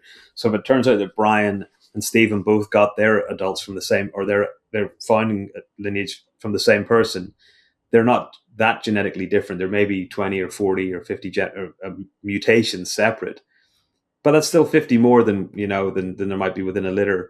But it all depends on how far from that founder they came from. The more they move away, the more they diverge, the more line-specific variation that they'll accumulate. Now, of course, a lot of the genome we believe is kind of junk, right? It doesn't do anything. We're learning that some of this junk DNA now is not exactly junk. It's very important to promote other genes and so on. But if the variation is occurring in functional genes, then that can be pretty interesting, because that then is creating lineage-specific variation that might have an effect on phenotype or behavior or whatever. But I always try, if I want to get into a new project and I see that there's 3 or 4 people working with them, I'll try and buy from 3 or 4 people. Interesting. To try and at least just move out a little bit. There's not a lot you can do. Whenever Tarahumaras came from one pair, you're very restricted in terms of what is going to be there. The fewer the animals that were brought in that founded the population, and the closer we are to that foundation, right? So Tarahumaras came in what, like the early. I'm not so sure I even believe that, because I've heard that claim about the one pair, but then based on some conversations I've had with Michael Beach, there's a guy in Arizona that had them back in the 90s, and there's also there's a very good possibility that some of them have been smuggled over the border, because right. We're just talking about driving over the Mexican border. It's a lot more easy, not that I would condone smuggling animals in, but people that go there are probably having a lot easier time getting them back. And back in the day, there wasn't even, like, I remember seeing this show on Tom Crutchfeld where he just went to Bimini Island back in the 70s and just basically brought them back to the US, the Bimini boa, without even like doing any kind of just in a suitcase paper, just smuggled in a suitcase. So it does happen. And then I would also have to say that depending upon the population in the wild and how small it is and how inbred it might be already, that it that also influences whether it's okay to get boas from the same pair or not. But the unfortunate reality is, as much as we would like to be able to buy completely unrelated boas, for a lot of localities it's just not possible. What you also got to remember about a lot of those boas that came in very early on, the hobby was very different then. The hobby was more built around maintaining an animal, not breeding animals. I talked to people that had collections in the 70s or the 60s or the 80s, and they had one of each species, right? They had this and they had that, and it was more about what they can look at and how cool it was. Breeding really wasn't considered, something that was possible for many. Like ball pythons were thought to be horrendously difficult to breed, and now you could put 2 of them inside a wet paper bag at any time of the year and they'll produce all. Well, they will. I mean, a lot of these animals have just gotten much easier to breed over time. And I You think know, it has to be from like captive selection. So even if we're not selecting for the animals that are the best breeders, captivity itself is selecting. absolutely selecting, yeah. And there's great studies on that in lots of different species. Mm-hmm. You know, about how captive care leads to domestication, how domestication Yeah. leads to alteration of phenotypes, and that phenotype can be a look, or it can be a behavior, or it can be whatever, for reproduction and so on. But you're right. You know, we are. You know, we think that. You know, I just try to buy from different people because I want to try any way to get any level of genetic diversity is beneficial for me. But if there's only one person with them, then I'm going to buy a pair from that person or two pairs from that person to try and work with. You know, in many cases, we're totally restricted in what we've got and what we can get. And again, I mentioned, you know, I also have to think slightly selfishly and think, well, you know, at which point in time is this going to have an impact on the line? Is it going to be 2 generations down, or is it going to be 1 generation, or could it be 15 generations away? At which point I'm not breeding snakes anymore. I'm probably not even breathing on this planet again, you know? So, um, but maintaining diversity whenever it's possible, like with Hog Islands, is what I'll do it whenever I can. So looking at 5 years per generation, I mean, you know, even if I make it to 70 and I'm still breeding 20 years from now, that's going to be what, four to five generations? Yeah, right. So, yeah, no, make it count. That's it. That's the way I look at it. But then you got to wonder, though, well, what about the next person? You know, they're going to do the same thing, right? And that's right. Many of the animals I got were already inbred when I got them. So yeah, so there's a selfish nature to it. You know, it's what do I have in my next, you know, window until I make. It's selfish, but it's also reality. I mean, there's nothing else we can do. We have the limited captive gene pool with very few fresh or no fresh introductions. And you know what? Ultimately, what's going to happen? I mean, what is the long-term trajectory of breeding boas? And people act as though, well, we're preserving the species. No, maybe you're preserving the species in captivity, but the odds of any of these animals going back and replenishing and these endangered species in the wild it's very slim. Zero. Yeah, you know, it's happening a little bit with indigo snakes, but you're entirely right. But also, we got to think that things can change, right? So because an island is considered a nature reserve now, doesn't mean that animals aren't going to come off at some point legally. So, for example, we are looking at the moment into collecting 10 gravid females from Hog Island to bring over for a project, and you know, part of our discussion with the government there is that we would then return the animals and the offspring, and they're like, we don't want them. You know, once you've got them, you can do whatever you want with them. You know, so that could potentially, if that happens, then that could, once we're finished with the project, that could influx, you know, Hog Island genetics dramatically. We're looking to bring Boa nebulosa and Boa rufeus in from the islands for projects, and again, they wouldn't want offspring back from it. You know, the animals that we took legally, we collected 10 Trinidad tree boas. This is maybe 8 years ago now, for a project, and their stipulation was that the first generation goes to zoos, and after that, then we can do whatever we want. You know, and this is all in the name of science. This is scientific, yeah. And maybe you end up getting some babies out of it yourself. Well, you know, maybe, but we bring them specifically for island, you know, studying effects of inbreeding, studying kind of lineages, but also creating, you know, what we kind of call, you know, genetic arcs, where we can distribute animals to zoos and so on, and research institutions for that there. Yeah. Man, that's really interesting. And, you know, you hear this a lot with the rough scale pythons, right? Is that, you know, I know I've heard Owen McIntyre mention this, that somebody's asking, you know, or saying like, oh, I want to get an unrelated pair of rough scale pythons. And he's like, there's no chance, you know, the founder animals, but you're saying that there is potentially some benefit in getting babies from different people. Yeah. Every generation that you produce, every offspring that's produced in that generation has around 20 to 40 novel mutations that the mother doesn't have, or the father didn't have. Right. So, you know, even within a litter, you're going to get variation depending on which genes, which alleles are inherited, and which novel alleles are present. But I like to just go outside it whenever I can. You know, for sure. But we're totally limited for many species, for many localities, if we want to look at it like that. Looking for Tarahumara boas is kind of difficult on iNaturalist because I guess you essentially just have to be looking for, is it Boa sigma in that specific region? You're just looking for boas in that region, because remember, a lot of people, just don't think whenever they go into iNaturalist, they're just going to select whatever, boa constrictor or whatever. They're not going to say that it's boa imperator, that it's boa sigma or whatever. You're just going to look for animals in that region. But, iNaturalist, while it's great, iNaturalist has got a lot of issues with it. One, because you're not seeing pictures of an animal from that region doesn't mean that the animal's not there. You can look at iNaturalist in the US and you can look for squirrels, right? Look for squirrels on iNaturalist between socioeconomically deprived areas and affluent areas, and you'll find lots more squirrels in affluent areas. And that's not because There's squirrels pretty don't good exist. coverage, though. That's definitely true. But I would say, I mean, going back to the Mexican boas, they have Boa sigma as a separate, group now on there. And there are, I mean, you're not talking about thousands of data points, but you're talking about hundreds of data points of different animals. And what I like the most about iNaturalist is most of these people have no vested interest in trying to misrepresent something. They're just telling you where they saw the boa. That's right. That's it. So you just got to look in that region and see what comes up. Hold on. I want you to finish your point about seeing the squirrels in affluent areas. Yeah, so it doesn't mean that they're not there in socioeconomically deprived areas. It just means that people in socioeconomically deprived areas don't care necessarily about iNaturalist. Yeah. Right. There's a great publication on that by Elizabeth Carlin, a number of years ago.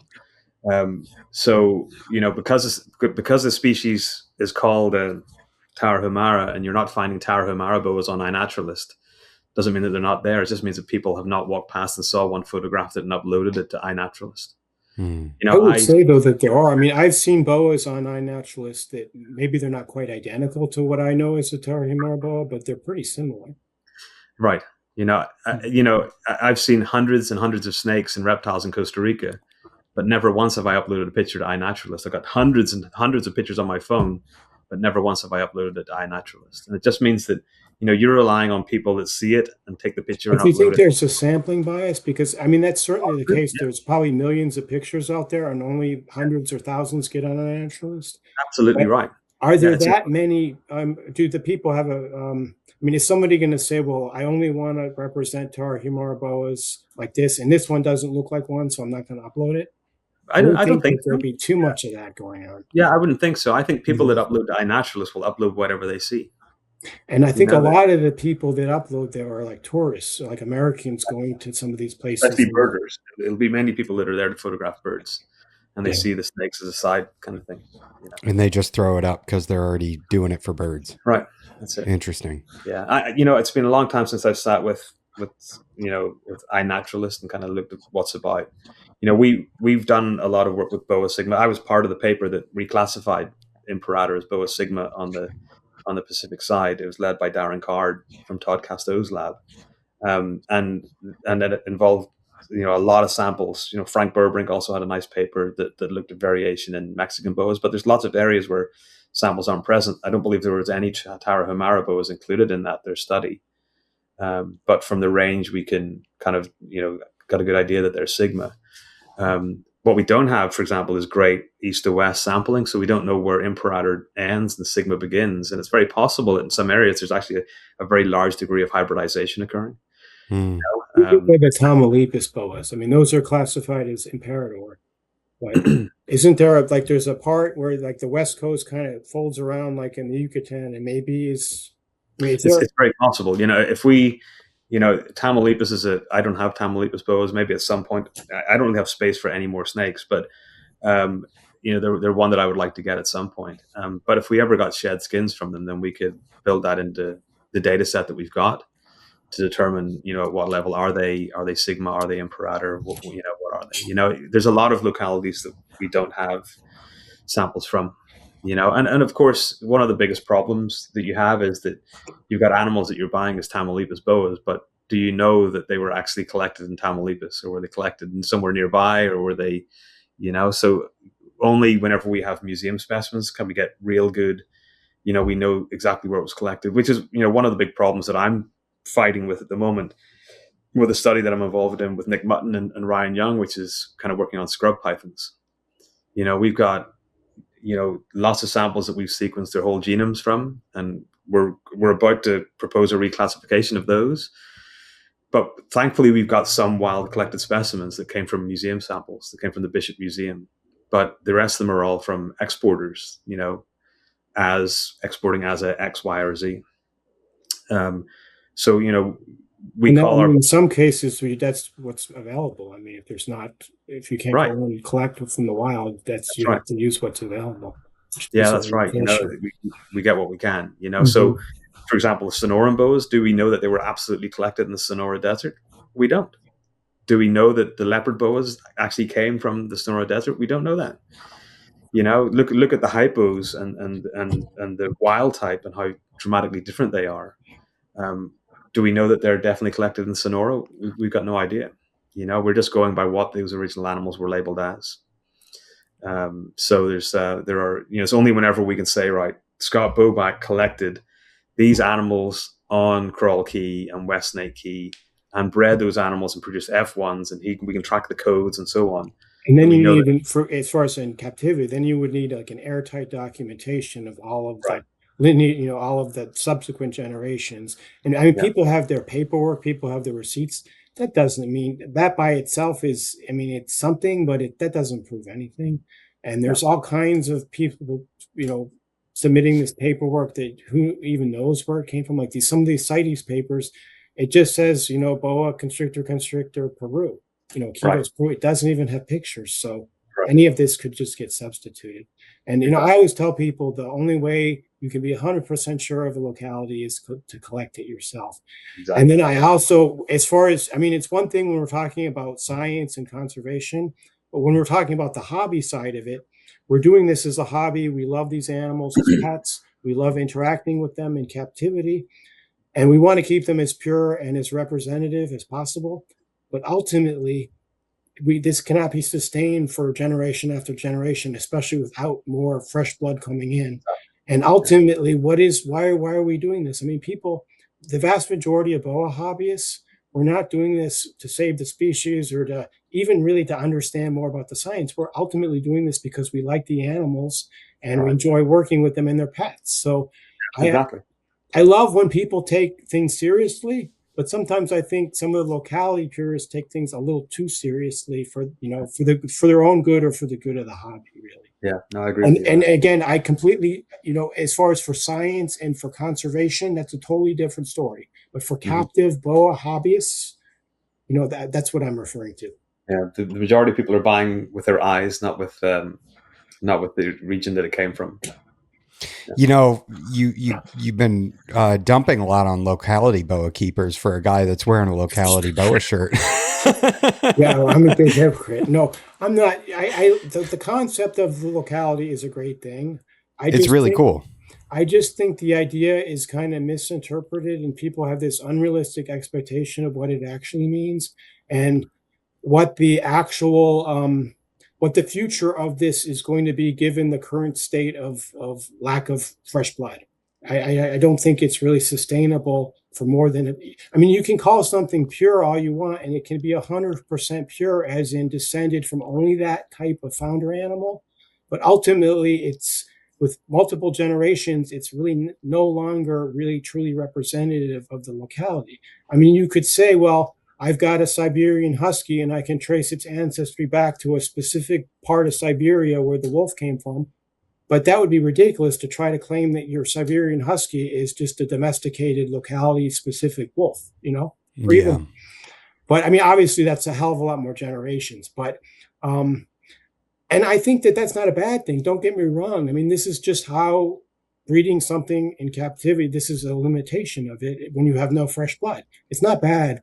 People are going to be breeding boas long after I'm gone. Hopefully hundreds of years from now people will be breeding boas, but they're not going to be the same boas. And even if you could have one that was 100% pure, the only way to really keep it accurate as that locality would be to have fresh blood introduced, every generation or two. Mm-hmm.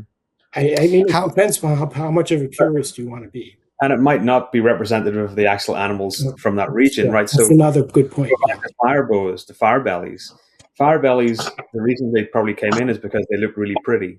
And that could have been a very just a limited number of animals that were found in an area, and they collected them. But you go back, like I will tell you that the mainland Honduras animals that Scott's got, some of they're beautiful, and you can see the reddish brown in the tail and so on. But you don't see fire bellies necessarily, right? So, but that we know exactly where they were collected on mainland Honduras. I've seen boas in Roatan, and they were very big, so they weren't the small thing that you see with fire belly boas. They were. I saw a 6-foot animal that Actually, was my fire bellies are in the 5 to 6 foot range. So I would okay. say that, Right. at least based on my feeding conditions. Yeah, so I would yeah, say that they're dwarf for a that long small, time. but they're not huge either. Yeah, people labeled them as dwarf for a long time, but not the animals from Roatan that I've seen were not dwarfs. People labeled every island boa as dwarfs. People were labeling Pearl Island boas as dwarfs, and I can tell you, I have a female that's probably pushing 8 feet. I mean, This is certainly not a dwarf boa. Yeah. So does that all just boil down to feeding and no, how because I much? feed these the same. I mean, it doesn't get fed any. Well, no, I don't mean that you're overfeeding, but I mean that in nature, our specimens out in nature just smaller because of food scarcity, not necessarily absolutely. like genetically they are a smaller species. That's exactly it. So we did a study a number of years ago. Again with Darren Carr and Todd Castro, and Scott's on that paper as well, looking at island dwarfism. And you get island dwarfism in a lot of the different boa lineages, but it's not necessarily a genetic trait. It's for some of them it is, but for others it's food availability, it's diet availability. Look at hog islands. People say that hog islands are dwarfs. Hog islands are most certainly not dwarf boas. You can keep them small, but they're not dwarfs. And you talk to Chad Montgomery or Emily Taylor, who've spent a lot of time on hog islands, and they'll tell you that you do see 6.5 foot animals, but they're broomstick thin because there's nothing for them to eat once they get to that size, right? There's much higher abundance of small meals, whether it's lizards or whether it's birds and so on, that keep them small and diet restricted. And you can do that yourself in captivity. You can get a litter of hog islands, and you can diet restrict some, and you can feed the rest, whatever way you want in terms of meals. I've got a hog island female downstairs that's probably 5.5 feet, but she'll eat a jumbo rat every 6 weeks. Jeez. She's a big snake, but she has never been, she's been fed the way I feed boas, but I don't feed small meals. I do feed large meals whenever I can. Now it's about 7.5 feet. Yeah. And I mean, it goes, even ones that are truly, we call dwarf boas. There's a YouTube channel where a guy has a quality boa that he is power fed. And I think I think it's in French. I forget the details, but I watched this video one time, and the boa looked just like a quality boa as far as the markings. It was a cockatoo. But anyway, the boa was about 7.5 feet long and like really thick. And this guy had power fed it. So there's a lot of, phenotypic plasticity where you give them more food, they're going to grow faster. Right. So we call it a dwarf, but, don't get me harping on locality.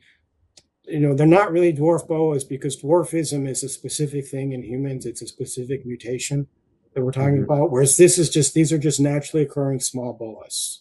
Yeah. So they're not really dwarf forms. But whenever you have that ecological release, whenever you bring them into captivity and feed them, whenever you can feeding them very nutrient-rich food as well, you've got a totally different environment for that animal to then grow. Brian, I wanted to ask you before I forget, your male Argentines. You were talking about feeding them more sparingly. How big are they, and what size prey items do your adult male Argentines get? They're not that much smaller than the adult females. The adult females, I've got a couple that are around 8 feet. These are some of my largest boas. I'd say the males are 6.5 to 7. Okay. So they're not. I mean, they're smaller, but not that much smaller. And I would say I'm feeding them kind of an extra large rat every 3 to 4 weeks or so. During the regular season. The females, I may be feeding a little bit more. To condition my female for breeding, I was feeding her occasionally a couple like a rabbit And then I would feed like 2 rats, and then I'd feed a rabbit again. I'll give them a few rabbits just to give them that extra kind of push. But yeah, I feed them less, but it's not a huge amount less. I don't know. I would probably have to say maybe it's, about a third less as far as the weight of the prey that I grew over time. That's still a big ass boa. Yeah. I mean, it's not a small boa. You're not talking, it's one of, the larger boas. Yeah, I'm going to try to keep mine a little bit smaller like Keith McPeak did when he had them. I know that he fed his more sparingly, and I think it's 4 years old now and about 6.5 feet. Yeah, I think she's like 12 to 13 pounds about. She'll probably get to be 7.5 to 8 feet is what I would guess. Okay. And then that's good because I just got her an 8 foot long cage. So she's that's what I have my big ones in. And they continue to grow, as Warren mentioned, they continue to grow over the rest of their life and put on a little bit of growth. Yeah. I can show you pictures of Costa Rican T-positive boas that from whenever I first bred them to now.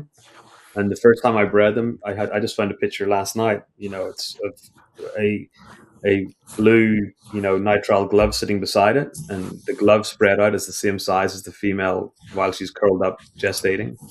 That female now is 5.5 feet, 6 feet. Wow. You think she's put on about a foot or so, 4.5? I'd say she's put on about 18 inches. Okay. And that's from what, like age 5 to age what? That's from age probably about 8 to age 18. Okay. Wow. Still producing. There's much larger litters, but she gets fed 6 times a year. How many litters has she had? Do you know off the top of your head? Maybe 5, maybe. How many litters can a snake have? I got a croaky that's I think on 7 or 8 litters now. The first Sonoran pair that I bred that produced the first anorthristics, I bred her 7 years in a row. In a row, wow. And all but 1 year she produced full healthy litters. Wow. And then I sold that pair whenever I moved to the US. But I normally breed my females every other year. And I never, it's very rare for me to breed back-to-back years now. I only did it then because I had no idea what I was doing, and I was 30. I don't either. Yeah. A couple times I tried that. It didn't work well. So now I'm only breeding every other year. I have a female croaky born in 2005, and I actually got her after she had, I think, 3 litters. And since then she's had at least probably 4. I think she's gravid now. Mm-hmm. I think this is I think it'll be her 5th litter with me. And this animal, she's probably about 5.5 feet or so. She's quite a bit larger than my other crockies. Mm-hmm. But yeah, no, she looks great. I mean, she is gravid. She always has these really nice litters of about 12 to 15 babies, no problem. Always born around the same time. I mean, it's like this snake is like clockwork. She's one of the best breeding animals I've ever had, to be honest. I wish my true red tails would breed like that. Yeah, I keep my animals basically in 2 groups that rotate each year for breeding. So I give them a year off. But I've also had ones that just go through the process themselves. So 2 years ago I had a female Brazilian that produced 16 babies. And as I do whenever they give birth, I spend a month or 2 where I give them small meals every week. She put the weight back on again and then went back to her regular. I feed my Brazilian rainbows about every 2 weeks. And because they're a much more active snake, they're slender and so on. But she had no intention of pairing them. And I pulled out the drawer one day and she's ovulating. So I put the male in really quickly. They bred a couple of times because rainbow boas, when you put them together, they'll breed. God, my males will breed 6 for goodness sake, And she went on to produce 18 babies, maybe 19 babies later that season. So she bred back to back.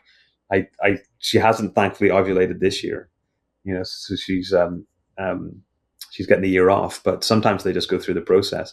But you got to realize whenever I bred that Sonoran 6 or 7 years back to back, this is 30 years ago, 31 years ago, whenever I started doing that, and maybe 30 years ago, maybe. And, um, with boas then, with breeding snakes in general, we had this term, which was feed them to breed them. So they were getting fed every week on the same day, because on a Saturday I would go down to the local reptile store and I'd buy my rodents for the day, for the week, and I'd feed the snakes immediately, and that's what they got. That's just the way I did it. So I do it very differently now. That animal I sold them before I moved here, and they went on to produce multiple more litters after that as well. A number of years ago, a breeder who was a big name back then would say that boas only had 3 litters in them that were viable, and I totally disagree with that. Yeah, unfortunately, the way some people treat them, they're only getting 3 litters, but that's a Right. separate story. Yeah. If you get the boa back to health, I only breed every other year, sometimes every third year if boa needs it. I did breed back to back a couple times when I was first doing this. I had a couple litters that it worked out okay, but then I think it was a fire belly. I ended up breeding her again, and she slugged out on me, and some premature babies as well. So yeah, after that, I just said, yeah, it's not worth it. I'm just going to do it every other year. Yeah. So that 3 or 4 good litters out of a female, is that just from growing them too quickly, breeding them too young, and just a high intake of food, back-to-back breedings, and then turn them and burn them, throw away the breeders? The fable of the golden goose. A goose lays a golden egg every day, so they decide to cut it open and get all the gold eggs out, and it dies, right? So if you view a boa as this, you're going to view it as a resource to extract. You're going to get as many babies as fast as possible and perpetuate, the genes, the morph genes, which is unfortunately how I think some breeders approached it back in the day. They didn't really live all that long, but if a female is bred more responsibly, there's no reason why you can't continue to breed her into her 20s. I think that the breeding does have deleterious effects, and you can't expect a boa that's bred to live as long as a boa that's never bred, as far as a female, certainly. But it can be done in a more responsible way, that you allow her to recover, and you allow her to have another healthy litter when she's biologically ready. Yeah. So there's a couple of things with breeding. You sometimes see people that breed their animals, and then the first litter is terrible. It's a lot of stillborns or infertile, and they put that down. It's like the first year of breeding. That's what we expect. Well, it's not what we expect. Species did not evolve to reproduce the first time and produce junk, and then have to wait a year or two in the wild, maybe 3 years before they reproduce again. They reproduce when they're ready, and they'll produce 100% viability. That's a captive error. That's either raising them too fast, or it's incorrect feeding, or whatever, incorrect care. Animals, whenever they reproduce, they should be reproducing 100% viability each time. Right. I gotta disagree, though, that with 100% viability in the wild. In the wild, it just works well enough to perpetuate to the next generation. So you're never going to get 100% success with any kind of reproduction over the long term, because all that's required is for the genes to go on to the next generation, right? So the female ends up dying as long as enough babies survive that they're going to continue it, And I'll argue slightly, and here's why. So we've done a lot of work, as we mentioned, with copperheads in Connecticut. And one of the studies involved bringing gravid females in from the wild. And I think it was around 60 gravid females that were brought in from the wild. A single female out of that 60 produced nothing. 59 of those 60 produced 100% viable, healthy offspring. The one that didn't produced a very large litter of slugs and one baby, and that baby turned out to be a parthenogen, which resulted in a paper we published in 2012, I think.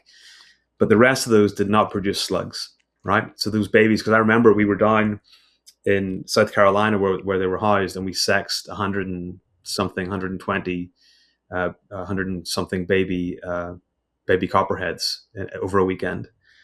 So animals that we see coming in from the wild gravid tend to produce pretty healthy offspring. We don't litters of slugs. We don't see that kind of stuff. Yeah, I think certainly less than we see in captivity.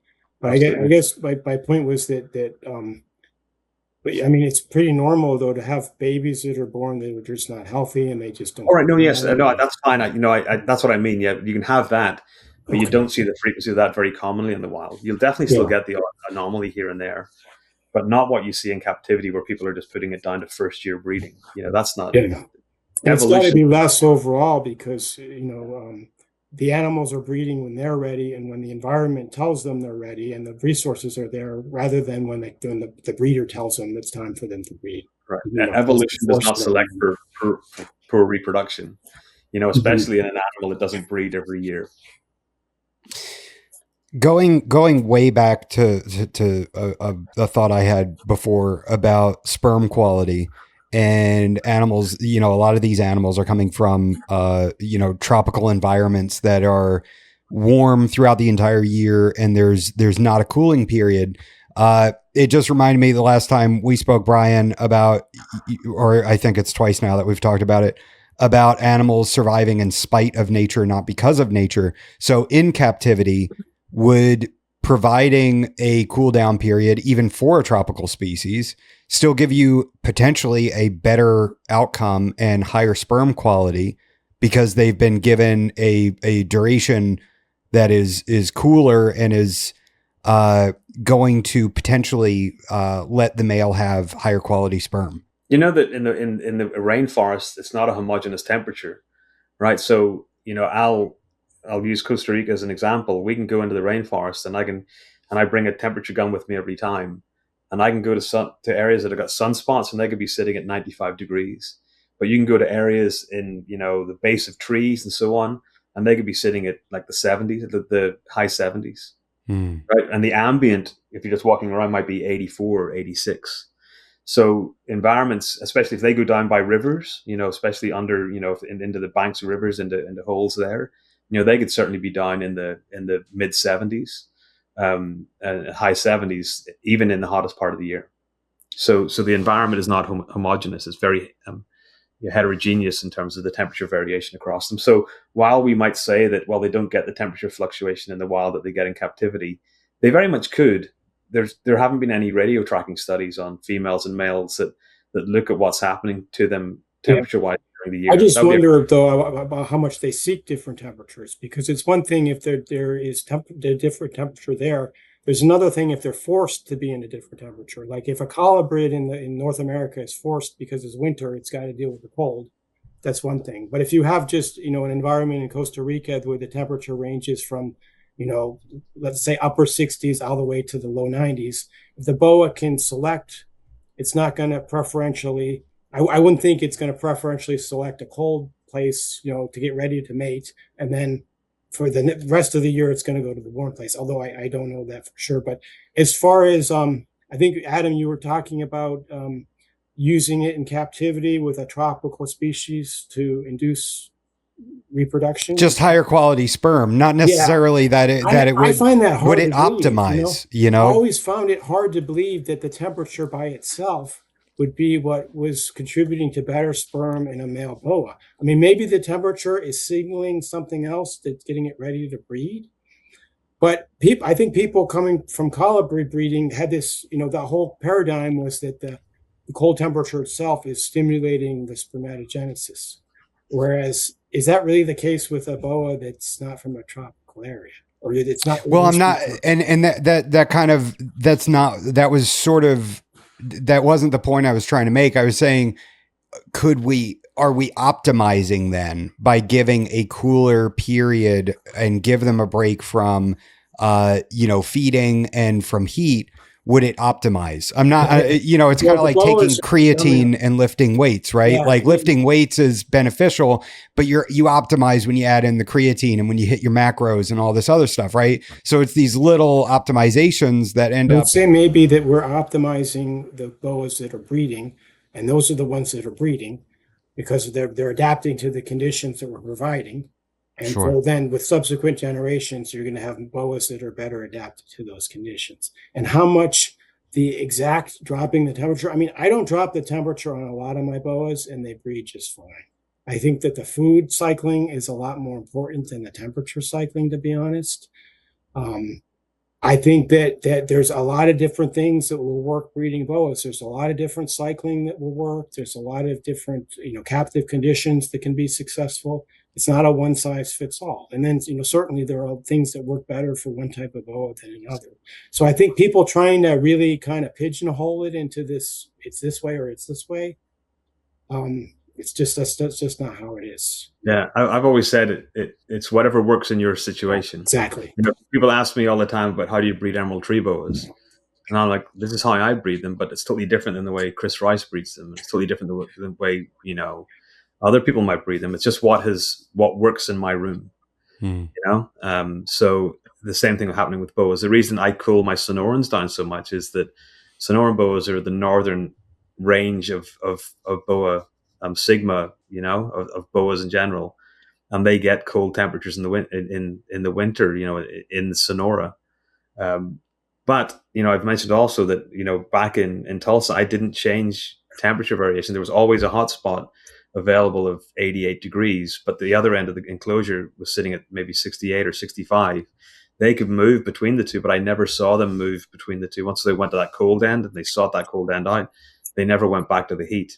And I had cameras on my animals for some of them, and they just stayed in that cool end until the ambient temperature rose up into the 70s, mid 70s. Then they started cycling between the two.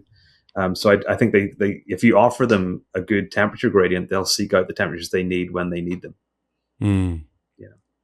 Yeah, I guess that's what it comes down to, right? I mean, you don't want to cook your boas. I mean, you're talking about the temperatures. Why is it, do you think, that there's this, and I still hear it today and I still see it today, sort of a perpetuation of the idea that boas need to be kept hotter than pythons? Is that true in your opinion, or is it just? And boas will often, I tell people, have a hot spot of about 88 to 90 in general, and a cool side of about 75 to 80 or so. But 80 to 90% of the time, if a boa is not breeding, it's going to be sitting on the cool side, or it's going to be kind of in between where it's maybe in the low 80s. I think they're probably the most comfortable around 82 to 83. I would agree with that. Yeah, only, the gravid females will routinely just go and sit there on the hot spot and not move too much. But rarely does a non-gravid boa just sit there and hang out on the hot spot. And the way they utilize the heat is very different. So I can tell whenever a female is gravid with viable offspring, because the mid-body temperature is normally sitting around 86.8 to 87.5. If she's carrying slugs, it's sitting around 82 to 83, which is sitting on the exact same spot. It's amazing. Just using a temperature gun, you just put a temperature gun the side of the boa, and if it's at least 85 up to like 89 or so, it's probably gravid. If it's less than 85, if it's like 82, 83, it's probably not gravid. Yeah. Do you guys notice your boas hug the heat when they're in shed? Like my boa imperator right now, she's sitting in a spot that is warming up right now. And by the time that light turns off in the late afternoon, evening, that spot will probably be between 90 and 95. And she's in shed right now. She will not leave that spot. Now, once all my lights turn off, the temperature in that cage is going to drop down to 72, 74 degrees. At some point, it's going to start its cooling when everything turns off, and probably hit its coolest temperature right before the light turns back on in the morning, and it'll be around 72. Do you guys notice that as well, where in shed, they just really hug the heat? Well, mine would never get that significant temperature range. So they would never go from a daytime, hotspot of 90 down to the same spot being 72 at night. There's going to be an ambient where the ambient temperature is going to be like 84. There's going to be regions that are cooler where they can go to. So therefore mine are not on such an extreme day-night cycle. Only during the breeding season, because then I'll have a nighttime drop down to the high 60s or low 70s. But, I'm not seeing a lot of sheds occurring at that point because they're not eating a lot as well. Yeah. I don't notice it. Yeah, I haven't really noticed that with shedding either. And honestly, I just let my boas do their thing, because I think a lot of people will send me questions. oh, my boa, it won't go, it's only on the cool side, it's never going to the hot spot, is it too hot? Or, my boa, it won't come over to its hiding place, or it doesn't, it only likes this hiding place. I mean, things like they're just kind of micro analyzing all of this behaviors. And my rule of thumb is if I provide the right environment, the boa knows how it's supposed to behave. Like, evolution's programmed it Sure. to be able to behave, to survive, and to carry the babies to term. A gravid female is evolutionary programmed to have those babies. So I have the hot spot for my gravid females of about 88 to 90. Typically, they're just hanging out at the hot spot. They're maintaining a body temperature of around 86 to 87 or so. And then usually they will leave the hot spot and they will migrate away from the hot spot, and they might want to be in a slightly cooler area for a while, and then they'll go back to the hot spot. But when I see that happen, typically I might bump the temperature of the hot spot down a degree. If I see them like constantly hugging the hot spot, not moving at all, I might bump it up a degree. And I'm checking on them about once a week or so, and I'm making these kind of small adjustments like that if necessary. But then I've noticed that as they get closer to the birth, they're spending less time on the hot spot, and they'll also be like stretched out more. Yeah. They're stretching out. They're kind of contorting their body and kind of lying on their side, or I've seen even parts of it on their back. It's really kind of bizarre. But when you see that body posture that's just completely different from what you see in a non-gravid boa, that's a very good sign that your boa is gravid.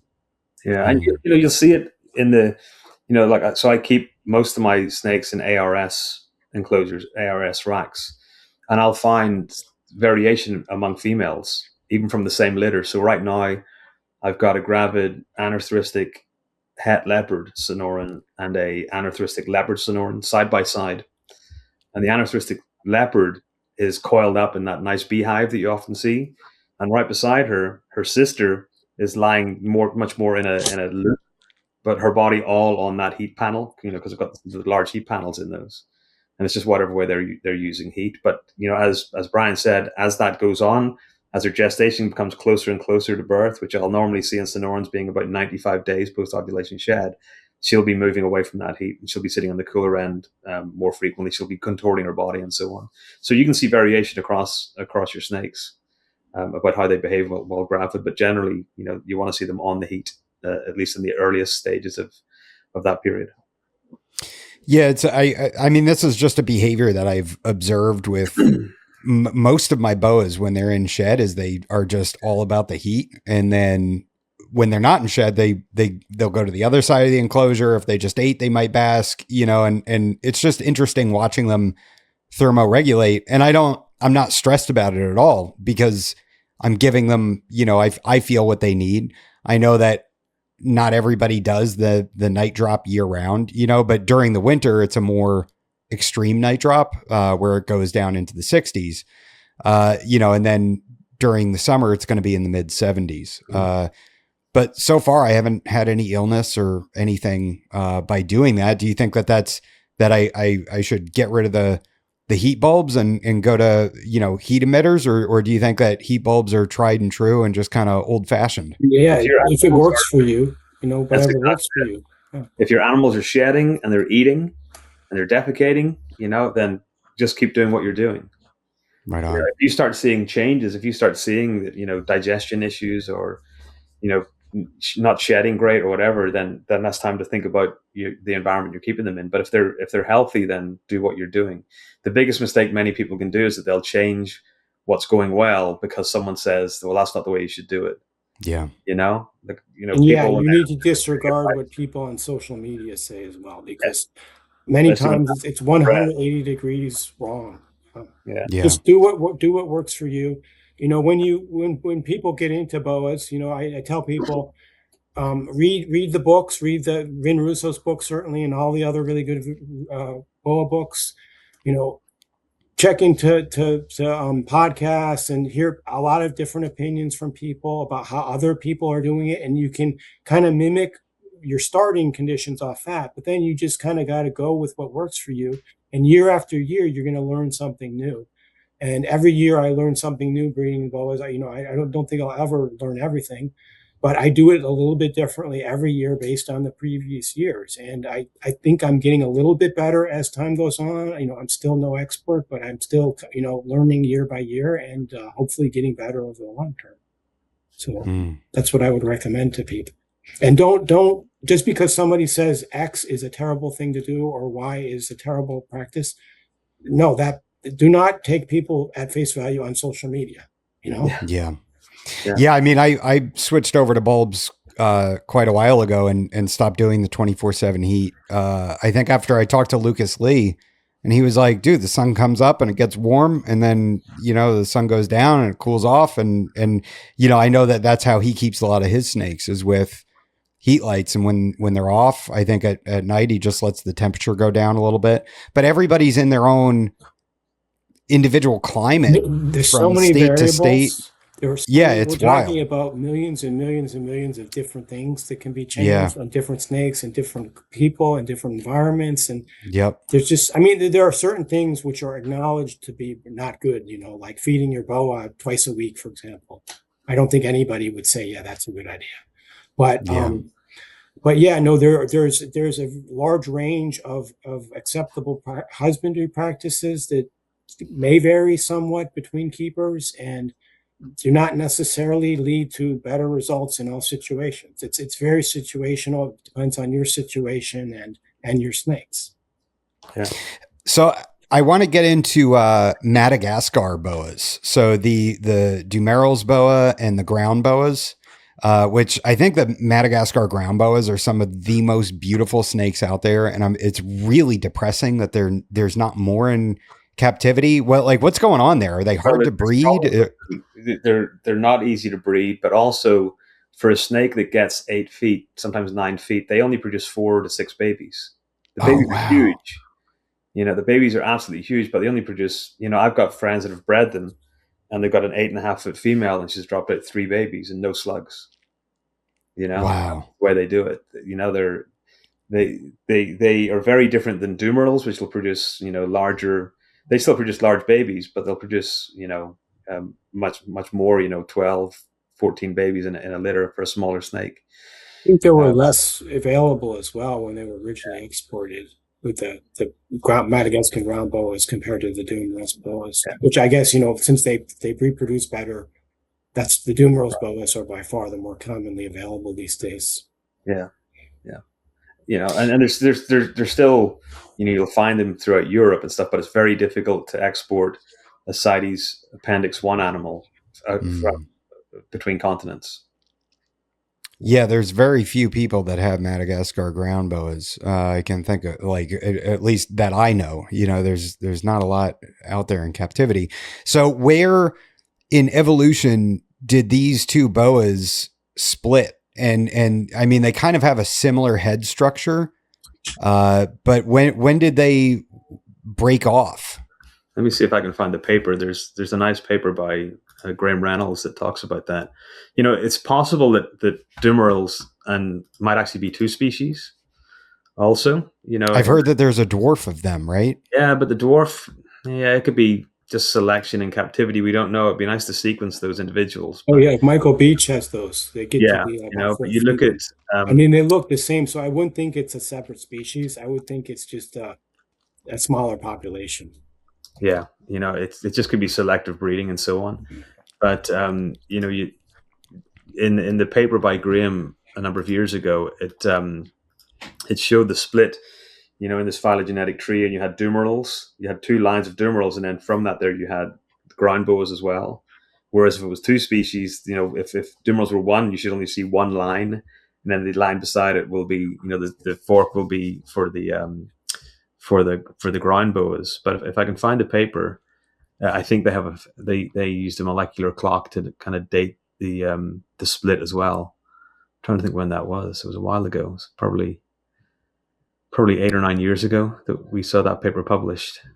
And what about the split from all of the boas from the Americas? Oh, it's a long time. It's a very ancient split. I'll see if I can find that as well. God, I should normally have that paper sitting at hand. You really should. I know. Yeah, I was using other. There we go. Towards a. All right, there we go. Let me get this up. Oh, come on, don't be a pain. Access through Virginia Tech. You know, the joys of being part of a university when you get all these papers, but then it makes you go through all of these freaking passcodes and this and that to get it right. Here we go. View PDF. Because they actually did this for all boas and pythons, these phylogenetic trees, which were pretty cool. Mm. Did they have a molecular clock? I thought they did. Maybe they didn't. No, they didn't. Bloody hell. I know. You know, they're a pretty ancient lineage. I feel like Nick Mutton would know that when the land split. Anchortophis dimerelli. Yeah, there's clearly two different lineages from it. You know, you get the two Sanzinia species, and then, you know, there's a fork in that tree where basically one goes off to the two Sanzinia, one goes off to the ground boas. But I wonder, a million years. Let's see if they can diverge. You know, because no, I don't see it. You know, I'll try and I'll find out for you. Yeah, I've always been curious about that because you can kind of see a similar head structure, and it's so interesting when you have animals, you know, that sort of look similar, and we know that they're related, but you know, how long ago did they split off? They probably diverged, you know, a couple of million years ago. Wow. For the two lineages, maybe a million years ago, but there's a more ancient Dumerel's lineage, and then there's the more recent that split into the Madagascariensis. Yeah, they're pretty cool. And what about rainbow boas? Where do rainbow boas fit into their relation to Imperator and Constrictor? So they're more closely related to the tree boas and to the Chilobothrus, and they're diverged more recently from Imperator, from the kind of boa constrictor kind of group. Mm-hmm. What do you think about the Pearl Island boa, Warren? Because I mean, it was originally described as a Picrides sabogae, and then it was. Oh yeah, no, it's definitely boa. You know, it's probably a subspecies of Imperator. Again, we haven't sequenced any of those to add into that kind of phylogenetic tree, but it's definitely not part of the Epicrides group. You know. So rainbows, for example, rainbows are more closely related to anacondas, right? And then that group, so the Eunectes and the Epicrades or Epicrides, depending on what you want to say it, they're more closely related to each other. Then from that you get the Chilobothrus, and then from that, you know, back you get the Corallus. So Corallus kind of then give rise to the rainbows and so on, you know, and then further back you get the boa constrictor kind of lineage. You know, as you go back further, you get the Candoia and the Eryx and stuff like that there. So they all come from one common ancestor? Oh, ultimately they will have, yeah. All boas will diverge from one common ancestor, just like all pythons will have diverged from one common ancestor. And then the pythons and the boas all diverged from a common ancestor, and so on and so forth. I think probably about 90 million years ago, something like that. Oh boy, that's going back. Yeah. Pythons. I think pythons are a more. I think it was between 50 to 90 million years they diverged, and boas are the more ancient lineage. And yeah, that's the more ancient. I need to look into it, but yeah, they're pretty old. It's numbers we can't even wrap our brains around, right? You know.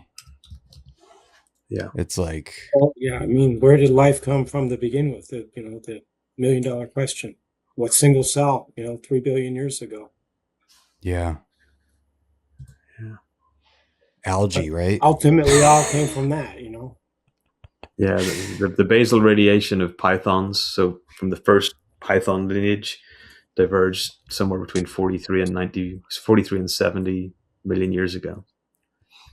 You know what's really interesting, and you guys probably know this because you guys are smart, but I'm not, so I'm still learning stuff. But I always thought that like dinosaurs and everything were carbon dated.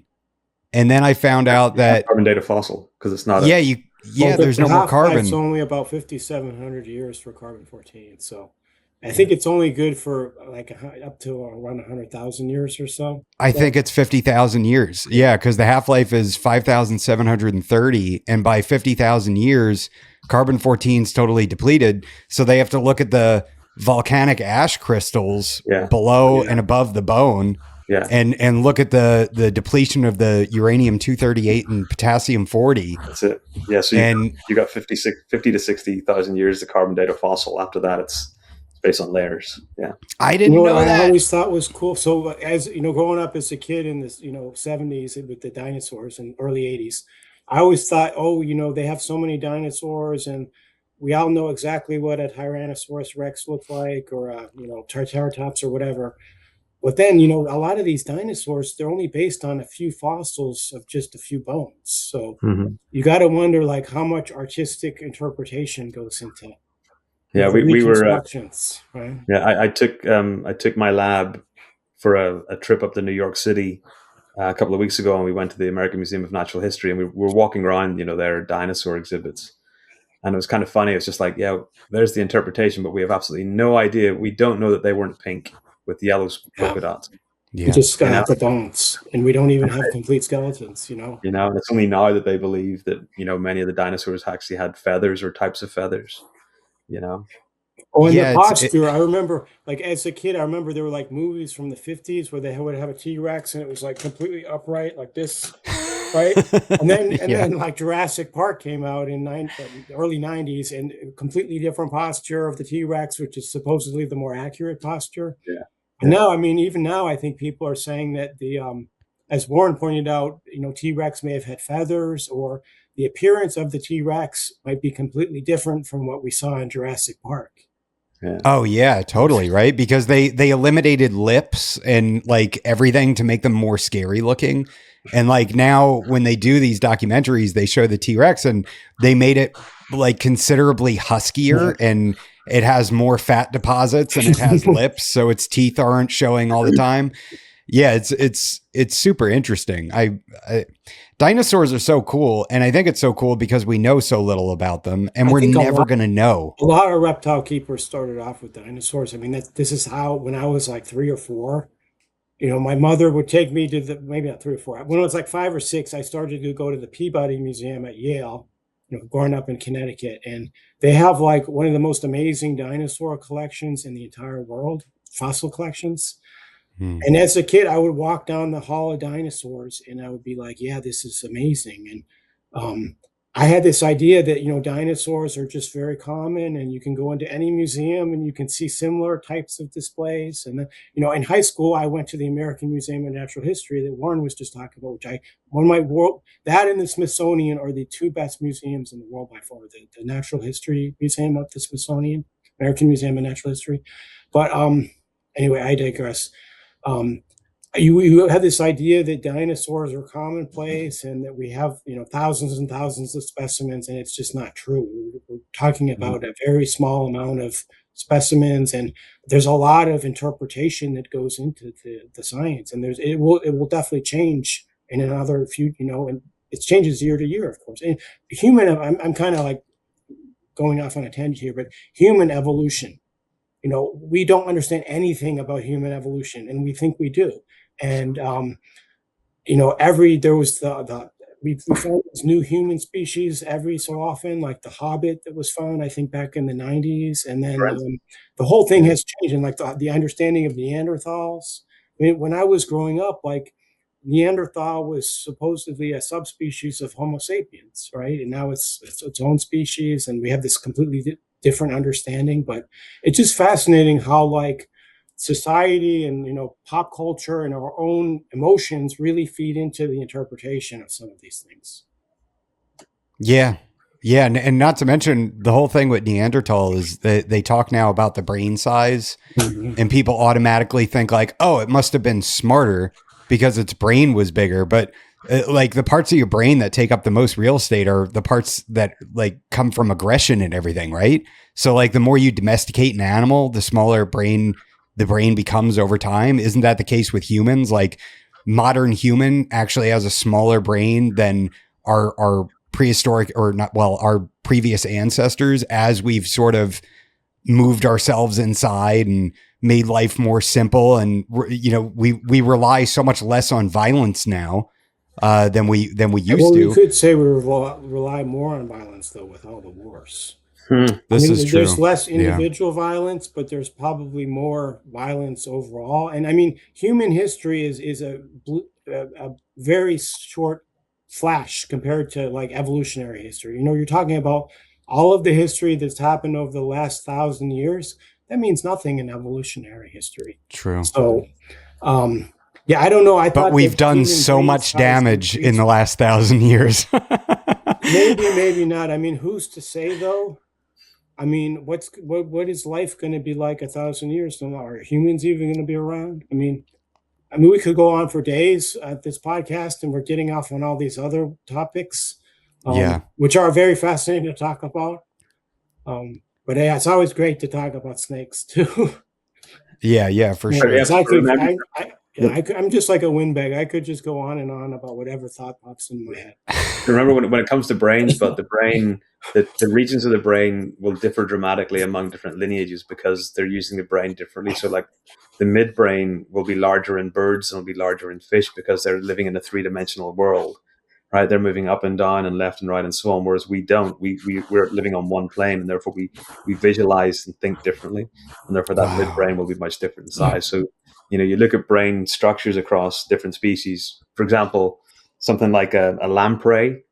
A lamprey, this very primitive anathan fish, jawless fish, it lives its life sitting in the water, smelling things. And when a fish goes by, it clasps onto it. And it's like, if you remember the Sarlacc pit in Star Wars, that's mouth looks like that. And it just grabs onto this side of this fish and just munches away. And it changes its whole breathing structure so that the water flows in the gills and out again. It doesn't go through this unidirectional breathing. But when you look at the brain of that fish, the important parts are the frontal lobes that are associated with smell, the olfactory bulbs. They're enormous. Everything else is just kind of like sitting there because it's not it's not doing a lot of stuff, right? It's just waiting for its host to come along. And you compare that to a bony fish like a salmon or a trout, totally different brain structure. So across, evolutionary history, across different lineages, you see different regions of the brain that are evolved and larger or smaller depending on how that species exists. Yeah. You're not looking at lamprey, right? Is that what you're typing? I did. Yeah. I want to bring up a picture of one because I know what they look like. When I was in Washington State, I guess it's interesting. I guess in Washington State, they used to be all up and down the waterways. And then once they put the dams in, they no longer are able to move around. They migrate out to the ocean. So where they breed, they're the opposite of salmonids, where they migrate from freshwater into seawater to breed around, I think, the Sargasso Sea, then work their way back, whereas salmon breed in the rivers, then move out to live their life in the ocean, then come back again. But when you create those dams, you create barriers to allowing that migration to occur. Look at that. A lamprey. The other lineage of those is, and you can see the gills along the sides. So whenever those are a delicacy, people eat them. Yeah. Whenever that's breathing, the water will go in naturally when it's not attached to a host. It'll go in the mouth and it'll come out the gills. But whenever it's attached to a fish, which could happen for a number of days, it can no longer breathe like that. So therefore, it switches to when it's doing that, it's called a unidirectional breathing because the water goes in and the water goes out a different hole. Whenever they attach onto a fish, they change to tidal breathing, so the water moves in the gills and then out of the gills just passively. So it's kind of really cool the way they've evolved, but they're a very, very ancient lineage of fish. Man, pretty gross looking. They are, yeah. Yep, the old Sarlacc pit mouth. That was a perfect way to describe it. Yeah. Oh, we're all screwed up now. Look at us. That's weird. Huh. What happened? I don't know. Oh, we just got bigger? Oh, we swapped around, the thing, yeah. Huh. A little bit of rearrangement. Yeah. Oh. There we go. There you go. I'm really fascinated by animals like that where you see them and you're like, this doesn't even make any sense. Like, how is this an animal? Like no jaw, and just out there latching on to, I guess, are they technically a parasite? You could think about it as being a parasite, yeah. I suppose because that's the way they feed. They parasitize other animals, other fish. Jeez. So you look at salmonids, or any other fish that they attach onto, and the sides are just gored. There's like a hole in the side of the fish that they are just munching away on. It's interesting. When Brian talked about many of these reptile keepers getting into it because of dinosaurs, I didn't. I had zero interest in dinosaurs as a kid. So but dinosaurs were the entryway drug for people to get into reptiles in many cases. You mentioned the Bishop Museum before. Where is that located? It's Hawaii. In Honolulu. Oh, okay. Yeah, so Nick Mutton and Ryan and myself did a whirlwind trip there into to the museum in San Francisco, the Cal Academy of Sciences, for part of a Python project we're doing. But we left. I finished teaching when I was in Oklahoma. I finished teaching on a Friday at 11 o'clock. And then I got a flight to Salt Lake City to California, to San Francisco, and spent 6 hours in the museum with Nick and Ryan. And then we left that night at 6:30 to go to Honolulu. Got in there that night. The next morning went to the Bishop Museum and spent all day there. Part of the next morning, then flew back all the way. So the Monday morning I was back. I arrived at I think at 8:15 into the Tulsa airport, and then I had to teach at 9 o'clock. Jeez. So we did a rapid trip to get through there. But the Bishop Museum is really cool. But they've got a very large collection of Asian reptiles. So any of the Indonesian stuff there's lots of stuff there. It's funny. They got these big drums, these big blue drums full of formaldehyde, and within it there might be a 16-foot reticulated python or 11-foot Boleyn's python or whatever. And then it'll be right down to all the Candoia and the scrub pythons and all that kind of stuff. Pretty cool place. Those specimens. Were you able to sample all these for DNA, or were you just taking measurements? Or so they actually had frozen DNA. We were using it for measurements, but they had frozen DNA. But we can actually extract DNA from formaldehyde. There's specimens now. Mm-hmm. Yeah, formaldehyde doesn't degrade it too bad. Yeah, so the formaldehyde doesn't degrade the DNA; it just binds to it, and therefore you can't amplify from it. You can extract lots of DNA from it, but you can't amplify it. But we've now got ways where we can release that binding from the DNA and be able to amplify that. And what we do now, as a postdoc, I did some PCR on samples that were collected in the 50s from. Yeah. There was a Russian nuclear power plant called Mayak, where there was a huge disaster that was almost as bad as Chernobyl, but not quite, and it was kept completely quiet for decades. But my boss at the time was able to get these samples from this Russian lab, and they were like paraffin-embedded formalin-fixed tissues. But we had a protocol we could use to extract just enough DNA to do PCR, and it did work. It didn't work great, but it worked well enough. Yeah, now it's a lot easier to do it now. You can buy kit-based extraction for it, but there's simple protocols for doing it. But one of the joys about having a chromosome level genome is that we can use DNA that's highly degraded. So the older the DNA is, the more fragmented it becomes. So we're doing work with indoor pest insects where we've been sequencing samples that are 120 years old through to the present day. And basically what having the chromosome level genome is, it's like having the picture on the front of a jigsaw, and you've got all your tiny pieces. So you're going to line them up to the genome. So we can look at the, recent evolutionary history of species using that kind of method. How is AI going to affect what you do in a lab? Is it going to be proved to be very beneficial? It actually has been for a lot of the analyses, because we've gone from, sequencing genes to sequencing entire genomes. And that just gives you a massive amount of data to analyze, but also everything is all analyzed using command line coding and so on. So, when you're writing out reams and reams of code and there's an issue with it, AI is often a way to say, all right, here's where the error in that code is, and it helps things. I think AI just makes it a lot easier to do research and find connections because, so I'm in drug development now. I don't do any actual research. I basically just write applications to the FDA to get drugs into clinical trials. But I have to put together all of the research on safety of all of these different related drugs. And I used to just spend a lot of time just going through paper after paper and trying to find things to back up what we wanted to say in these applications. But now it's all done so much easier just with ChatGPT, because it can just do all of the hard work and just put it all together with you if you just ask it the right questions. Yeah. So it's such a huge labor saver, and it speeds. If you have a scientific background and you know what to ask, even if you're not doing actual hands-on stuff, I mean, it just speeds up things. I would think it would make it much easier to figure out like what experiments to design, or what questions to ask. It just, it's definitely, I You got to think be careful AI with is it. definitely a game changer. I would say that I remember the first time I ever used the internet was in 1996 when I was starting in grad school. I didn't even use it as an undergrad. But even at the time, I would go to the library and I would get paper journal articles and make photocopies, and it was all very manual.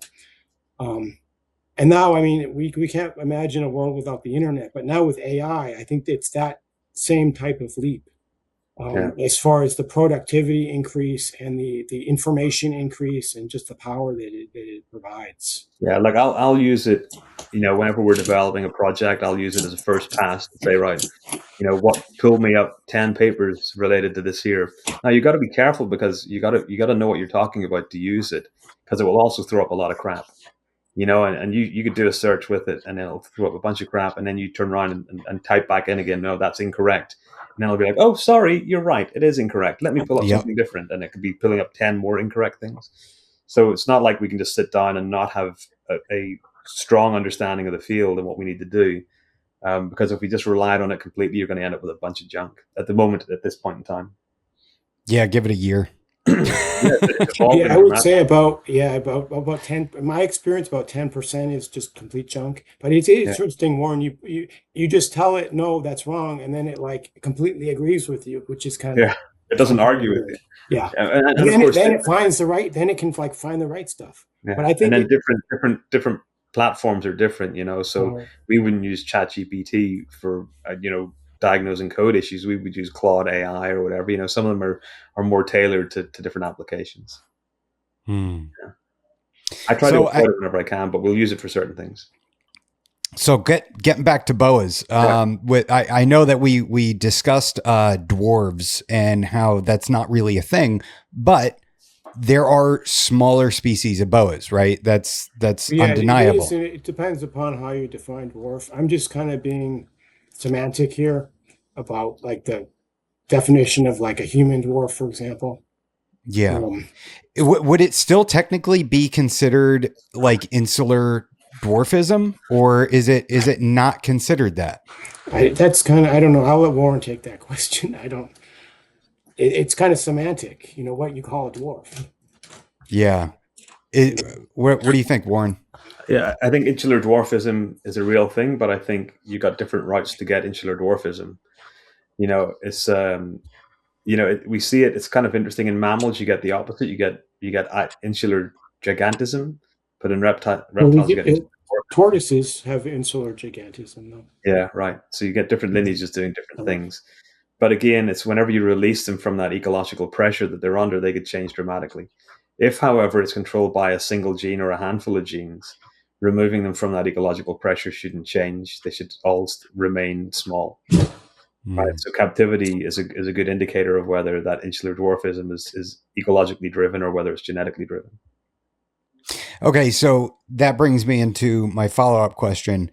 If somebody is tight on space, or they don't want a giant Argentine boa or a Suriname or something like that, I'll let you go first, Warren. What is your top recommendation for the smallest boa available? The Cocker Key, Crawl Key, West Snake Key are small. Sabogi tend to be, the Pearl Islands tend to be smaller. Again, it's what do you want? Do you want an animal to breed, or do you want an animal as a pet? Because if you're wanting a pet, then get a male of any of those. I tend to find most of the Central American boas tend to be smaller. Not necessarily a dwarf, but certainly tend to be smaller. And the males tend to be smaller still. There's some level of sexual dimorphism within those. Okay. And how about you, Brian? Yeah, so I'd say basically everything that Warren said, with the exception of the Pearl Island. My experience, those have been actually one of the large. Like my female is about 8 feet or so, Oh, no way. and Wow. they're thinner. They don't get as thick. I mean, Yeah. they're thinner around, but they get the length, and they're also quite active, so they need Yeah. larger enclosures. But I would say, yeah, all of the Quail Key, Crocker Key, um, also some of the Mexican boas, the Tarahumara and the Tamaulipas, are also quite small. Mhm. Yeah, I mean, I personally at this point I'm keeping Tarahumara, Quail Key, and Cocker Key, but they're all great boas. If I had the time and space, I would have groups of all of them. Hmm. Yeah, they're cool, and it seems like they're really gaining popularity. Like that seems to be whenever, obviously we've had this scheduled, I think, for the last 18 months or something, but It's it's even been been 18 months since the first one we did. probably about that. Yeah, I look back, it was episode 68. So this is episode 130. So it's My God. Wow. Okay. yeah, we had it's wild how many times we had to reschedule this, but every time it kind of came up and I would go to my Patreons or I go on Instagram and say, "Hey, any questions you have for the Boa Symposium?" People are always really interested in the smaller boas. Like they want a boa, but they want it in a small package. They don't want a Suriname, something that Well, they I would say many Surinames don't get that much bigger. I mean, they are bigger, but when you're talking about a 4 to 5 foot snake versus a 5 to 6 foot snake, I yeah. do have some adult Surinames that are in that range. And I always tell people I cannot guarantee what your adult size range is when given your husbandry conditions. But what I've seen given my husbandry conditions is that most of the adult Surinames are somewhere between 5.5 and 7 feet, with Yeah, the and males being on the smaller side. Yeah. you got to think about the girth of these animals, right? So Adam, you and I both keep those hellish animals that are Timor pythons. Yes, And sir. my pair are probably 6 feet. But they eat small to medium rats. They're not girthy snakes. But so therefore when they're coiled up, they look small until you take them out and they're crapping and pissing all over you and biting. But you like lengthen. But so some of these smaller boas, they're not as girthy as a big Colombian and stuff like that. There. I had to pay Ryan to have those snakes pissing shit all over me. Yeah, no, he sent them to me for free and probably laughs at it every day. They yours are 6 feet already? I don't take them out much. They're probably 5. Maybe. Okay, yeah. Mine are between probably 4 and 5 feet. The female is considerably larger than the male, even though I've fed them almost the same. And mine are the same size. Really? Yeah, and I need to work out which ones are which again, which sex they are, because, and that's not something I can do on my own, because mine, as soon as I open up the rack that they're in, they'll come out mouth open, and you take them out and they're flailing and crapping, pissing everywhere. And Well, I'm waiting to move them into some 5-foot enclosures. when I heard your podcast on them, Adam, they seem like amazing animals, and it's like I want to get a Timor python. But now you guys are giving me.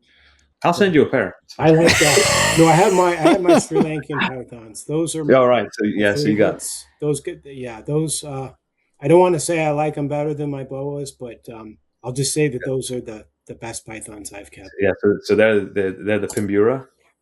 Yeah, I think they're now. I mean, they're back in with the Malorus. They're just right. Yeah, they're awesome. I had a friend that had a pair of those in Northern Ireland. I got to work with them. Mm-hmm. Ferocious animals, but man, they were really cool. I like them a lot. What's weird is like they hiss a lot, and if I reach in to grab them, they kind of seem kind of jumpy. They're high strung, but they never ever will bite or hiss. And I just pick them up and take them out, and I get them out, and they're like almost like puppy dog tame. Oh no, these ones were totally different. But They're these like would have my been. berm. I had a berm when I was my first big snake, actually, when I was in high school, and that thing was like a puppy dog. And I think they've just been bred in captivity so much now, because I used to read books at the time from the 50s and 60s that said they were extremely aggressive and they don't make good pets. And this thing was like a puppy dog, just because, of it had been in captivity for however many generations. Yeah, these Pimbura were probably 25 or 28 years ago. Mm-hmm. So they would have been relatively close to wild. They were ferocious. Yeah, but really cool animals. Yeah. Brian, maybe we can work out a trade, Timors for some boas. Don't do it. I have a closed collection at this point, but I guess I I wish have to make an exception if there's something. Yeah, I will say that Timors are one of the first snakes that I saw that I thought were just visually amazing. And it They was on the really cover are. of a TFH Boas and Pythons book or whatever. On the front cover was a Timor python, and on the inside cover was a yellow and red Amazon tree boa. And they were the two that I just thought were phenomenal. And I moved into the Amazon tree boas with gusto, and I didn't have Timors, but now I've got that pair, and I think they're awesome. And I'd love to try and breed them one day. I'm dreading that day also because the idea of trying to take a female off eggs scares the life out of me. Mm. Maybe it'll be maternal incubation. We'll wait and see if I ever get that far. I should start threatening Ryan that I'll send them back to him at some point. But yeah, they're cool snakes. But to get back to what I was saying, why I brought those up, the girth of the snake really can change, how big that animal is, in terms of when you see it coiled up. Yeah. I'd say in general also, I mean, the traditional view is that a boa constrictor is a giant snake, and it's really not the case. A boa constrictor is a medium to large snake. And people have this mindset that it's just a giant snake, which it isn't. So even if we're talking about a Colombian boa, which typically will get 6 to 8 feet for most of them, that's not that huge of an animal. I mean, it's kind of a medium to large animal. But I mean, weight wise, most people have dogs that weigh anywhere from 20 to over 100 pounds. I mean, it's not a huge animal. And I mean, the larger boas should be in 8-foot cages. Some of the medium to large ones, you probably need at least a 6-foot cage minimum. So you do need some space, but we're not talking about needing like an entire room or talking about something that's just a huge animal, because these are not anacondas, they're not reticulated pythons, they're not Burmese pythons. They're just not on the same scale. Yeah. I mean, I sent you guys that video, and that was a pretty big boa. I was surprised, like the girth of the animal. It was very heavy bodied and just a really large specimen. I think Lisa sent me that. And probably very video. old as well. Yeah. So. And there are, I've seen all of the pictures from the 80s where people have these 9 and 10-foot true red tails around their neck, and they're swollen up like a huge stuffed sausage.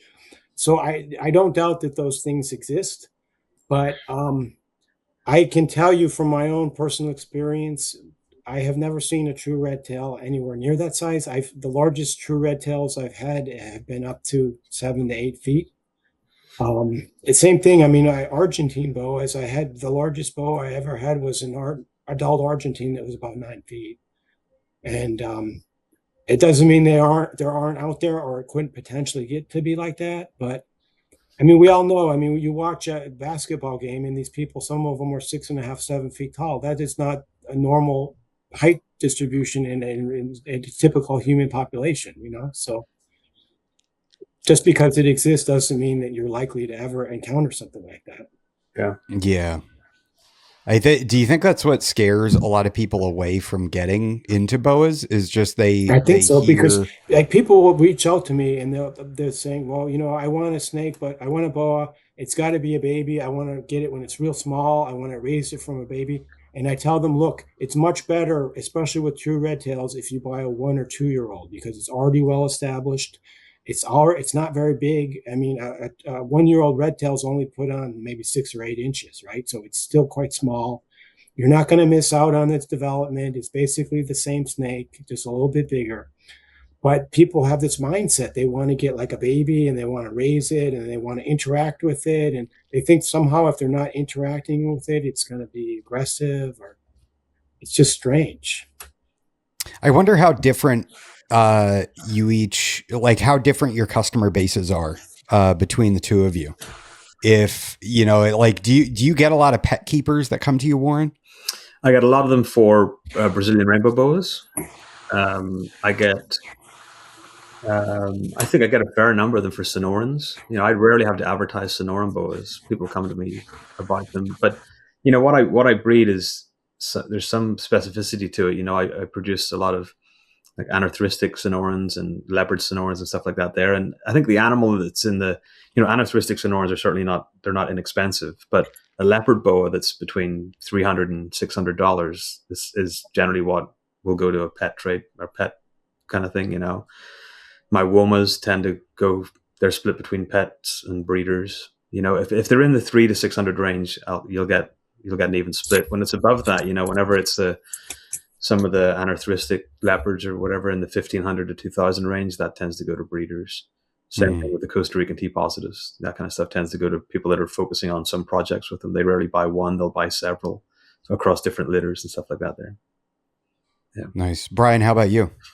I think most of the people that get locality, they want pairs, and they even if they're probably not going to end up breeding, I think they want to be able to breed or to at least make that possible. I think as far as pets, I think people that are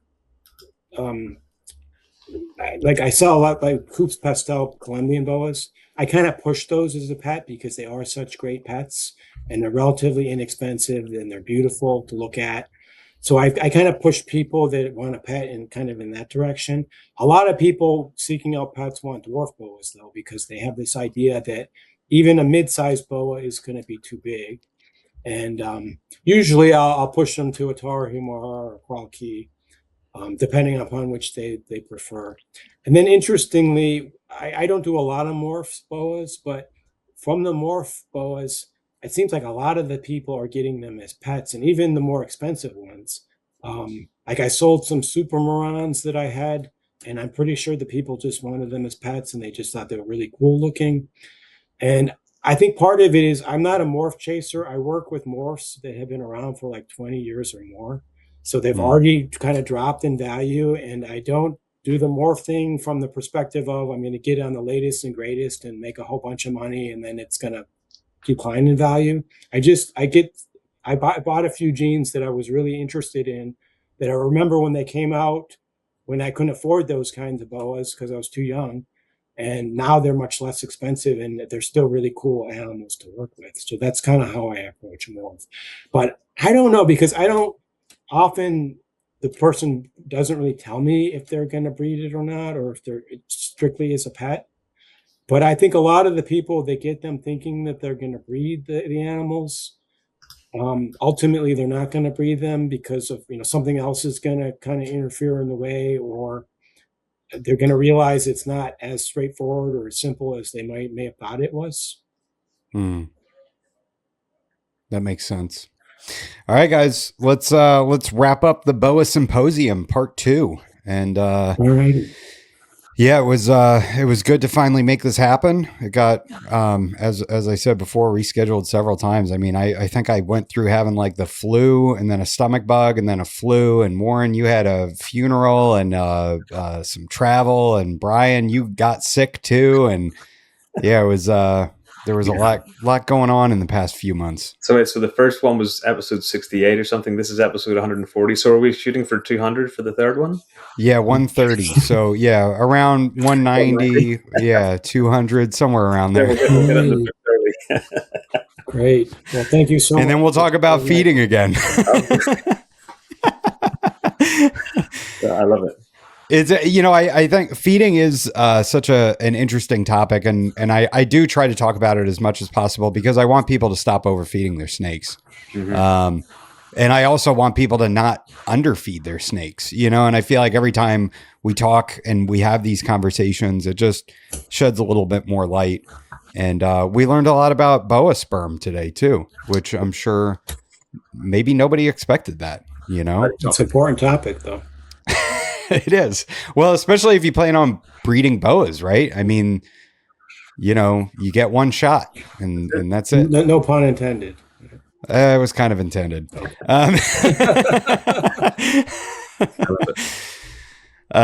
So 20-year forecast, the wrap up topic. Where do you think the hobby of keeping boas, morphs, localities, all of it, just boa keeping, where we were back in what, 2006 to where we are now in 2026. Can you imagine where we're going to be in the year 2046 as far as laws, regulation, sustainability of the hobby, the genetic diversity? Yeah, we'll start with Warren and then Brian. I think our biggest threat is regulation. So I've been on the board of USARC since its inception, 17 or 18 years ago. And you're continually seeing, sometimes county level, sometimes state level regulations being proposed, and we're fighting them. So I think that's our biggest threat to keeping reptiles in general, but probably those that are considered larger, which boas are falsely kind of lumped in with. Other than that, I think things can only get better in terms of how animals are being kept, because you're seeing the evolution of captive care through just much superior thermostats. And you're looking at some of the new lighting systems that are being developed that allow for that dimming of going from nighttime to day, and giving a daytime peak and a phasing out. Sometimes you can program, I think, to simulate lightning storms and so on. So I think there's going to be some really cool things happening with that. For those of us, I mix my stuff up between racks and cages, and the evolution of racks has changed dramatically. I'm a really strong supporter of ARS racks, because I think the quality is just much better than any other rack company that's out there. The tub sizes are great; they're easily cleaned. You got nice, windows that allow you to look in, and I don't keep my racks very sterile.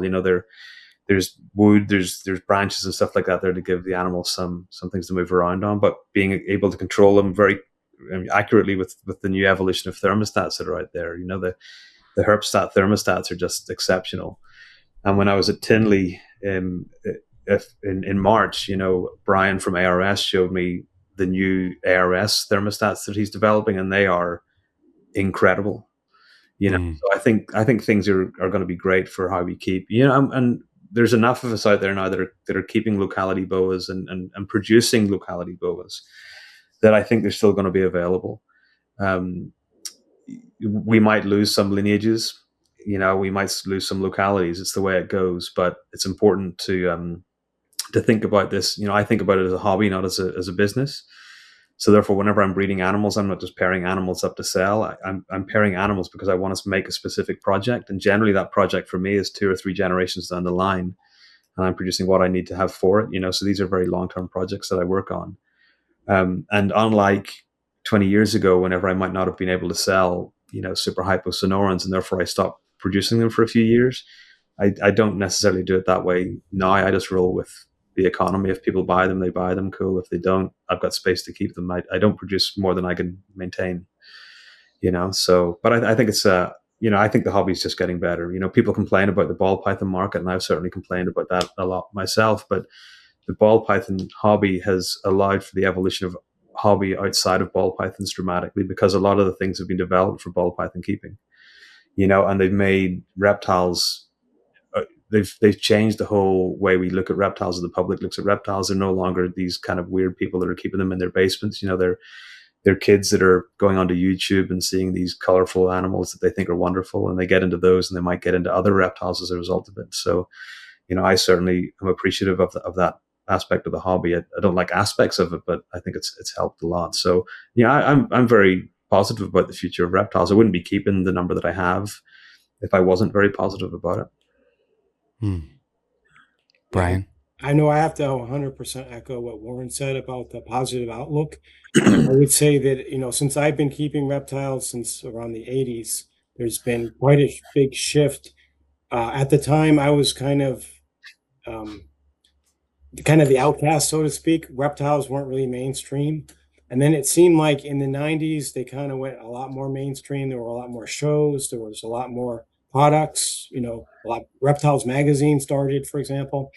And then it all went into the more direction of fewer species, the cornerstone species like corn snakes and ball pythons and leopard geckos and bearded dragons. And but just way more people keeping reptiles, and reptiles being more accepted as like a normal pet. And I think it's going to continue to go in that direction. I think the next big change is that at some point, people are going to have to accept reptiles as domesticated animals. And I think many reptiles can properly be thought of as domesticated animals with their current state. But I think at some point this is unavoidable. And I think this is the whole big answer to the argument about, well, we can't have exotic pets anymore. Reptiles are dangerous wild animals. No, they're not. These are domesticated animals. They're completely changed from the wild, ancestors. They should not be thought of as dangerous exotic animals, So that's one thing.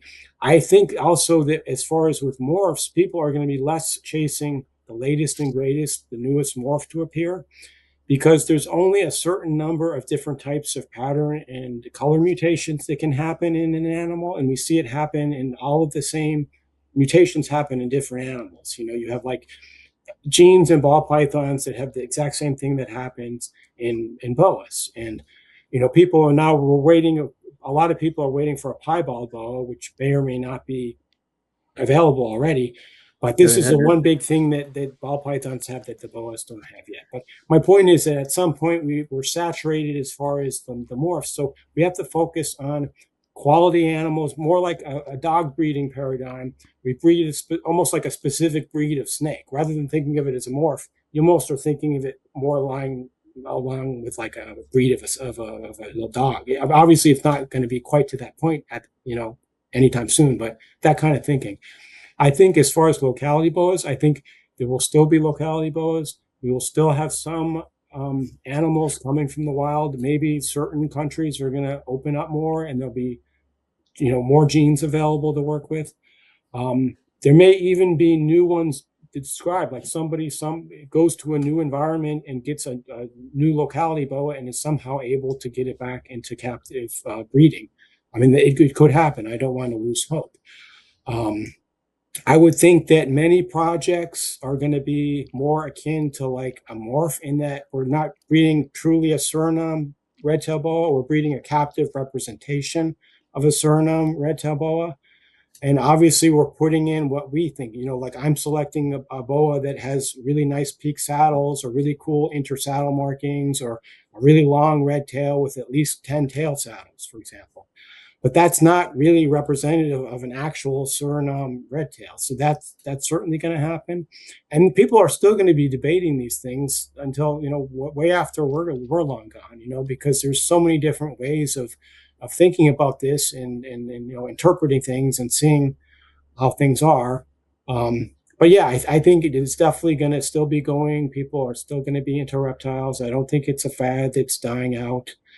I think the overall future is positive. And, I didn't even touch on the legal aspects or the new equipment that Warren talked about, but those all, I think, look positive as well. I think as far as the legal aspect, when they passed the Lacey Act they added the large constrictors to the Lacey Act, I think in 2013, that kind of shocked me, to be honest, because now you can't even get a Burmese python shipped across state lines. Actually, I think it was retics at first, but then they added Burms a little bit later. But that was completely repealed. And obviously we still need to worry about these types of things. And there are certain people out there that if it was up to them, there would be no domestic use of animals, period. Humans would have no use of any kind of animal. So that, we have to constantly be fighting against that kind of thinking. But I think at least for the short term, it doesn't look as bad as it looked back in the early teens when the Lacey Act had gotten passed. But I don't know. I mean, thank God we have USARC, what they do, and, other groups that are doing things like this that are, allowing us to continue to keep these animals. But we have to keep reptiles responsibly. We have to portray the hobby in a positive light. We can't let people who think that snake keepers are crazy or weird or, we can't perpetuate any of these stereotypes. Yeah, we're on the autism spectrum. There's a big difference. I'm just kidding. It was a joke.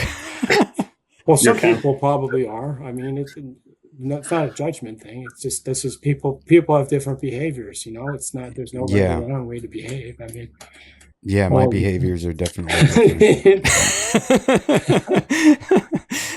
But yeah, no, I think overall optimistic.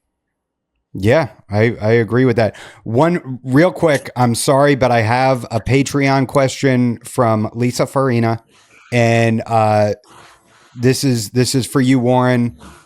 What are the specific triggers or secrets behind consistent Amazon tree boa litters?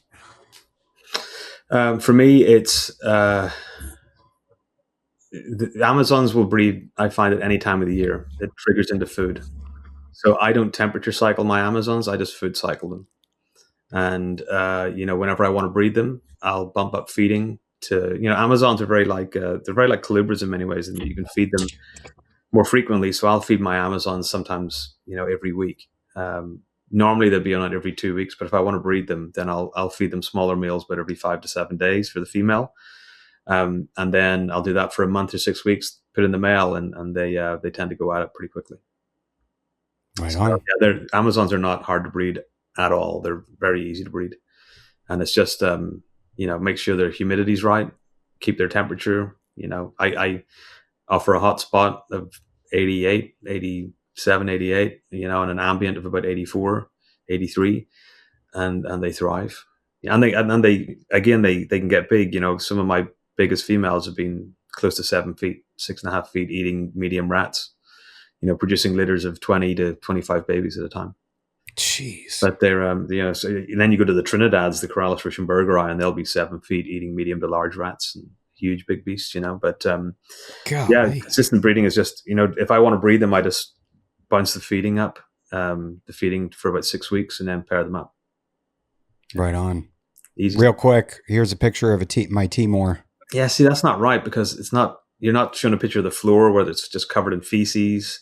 Oh yeah, that's why that's why you can't see the floor. There were swirls of piss and urates everywhere. Yeah, and mine'll. I should video it sometime. They'll come out with the mouth open, and they're active, like they want to move. They're Nice. Cool snakes. I love them. They are. They're like retics that don't chill out. Yeah. And the scary thing is they can get fairly big. If I was down at Virginia Zoo to see Dennis McNamara a year or two ago, and he showed me their Timor pythons, and they're enormous. Yeah. And again, their annulated tree boas are absolutely enormous as well, so it could be a feeding thing. But and I looked at those, and I thought, I've made a terrible mistake.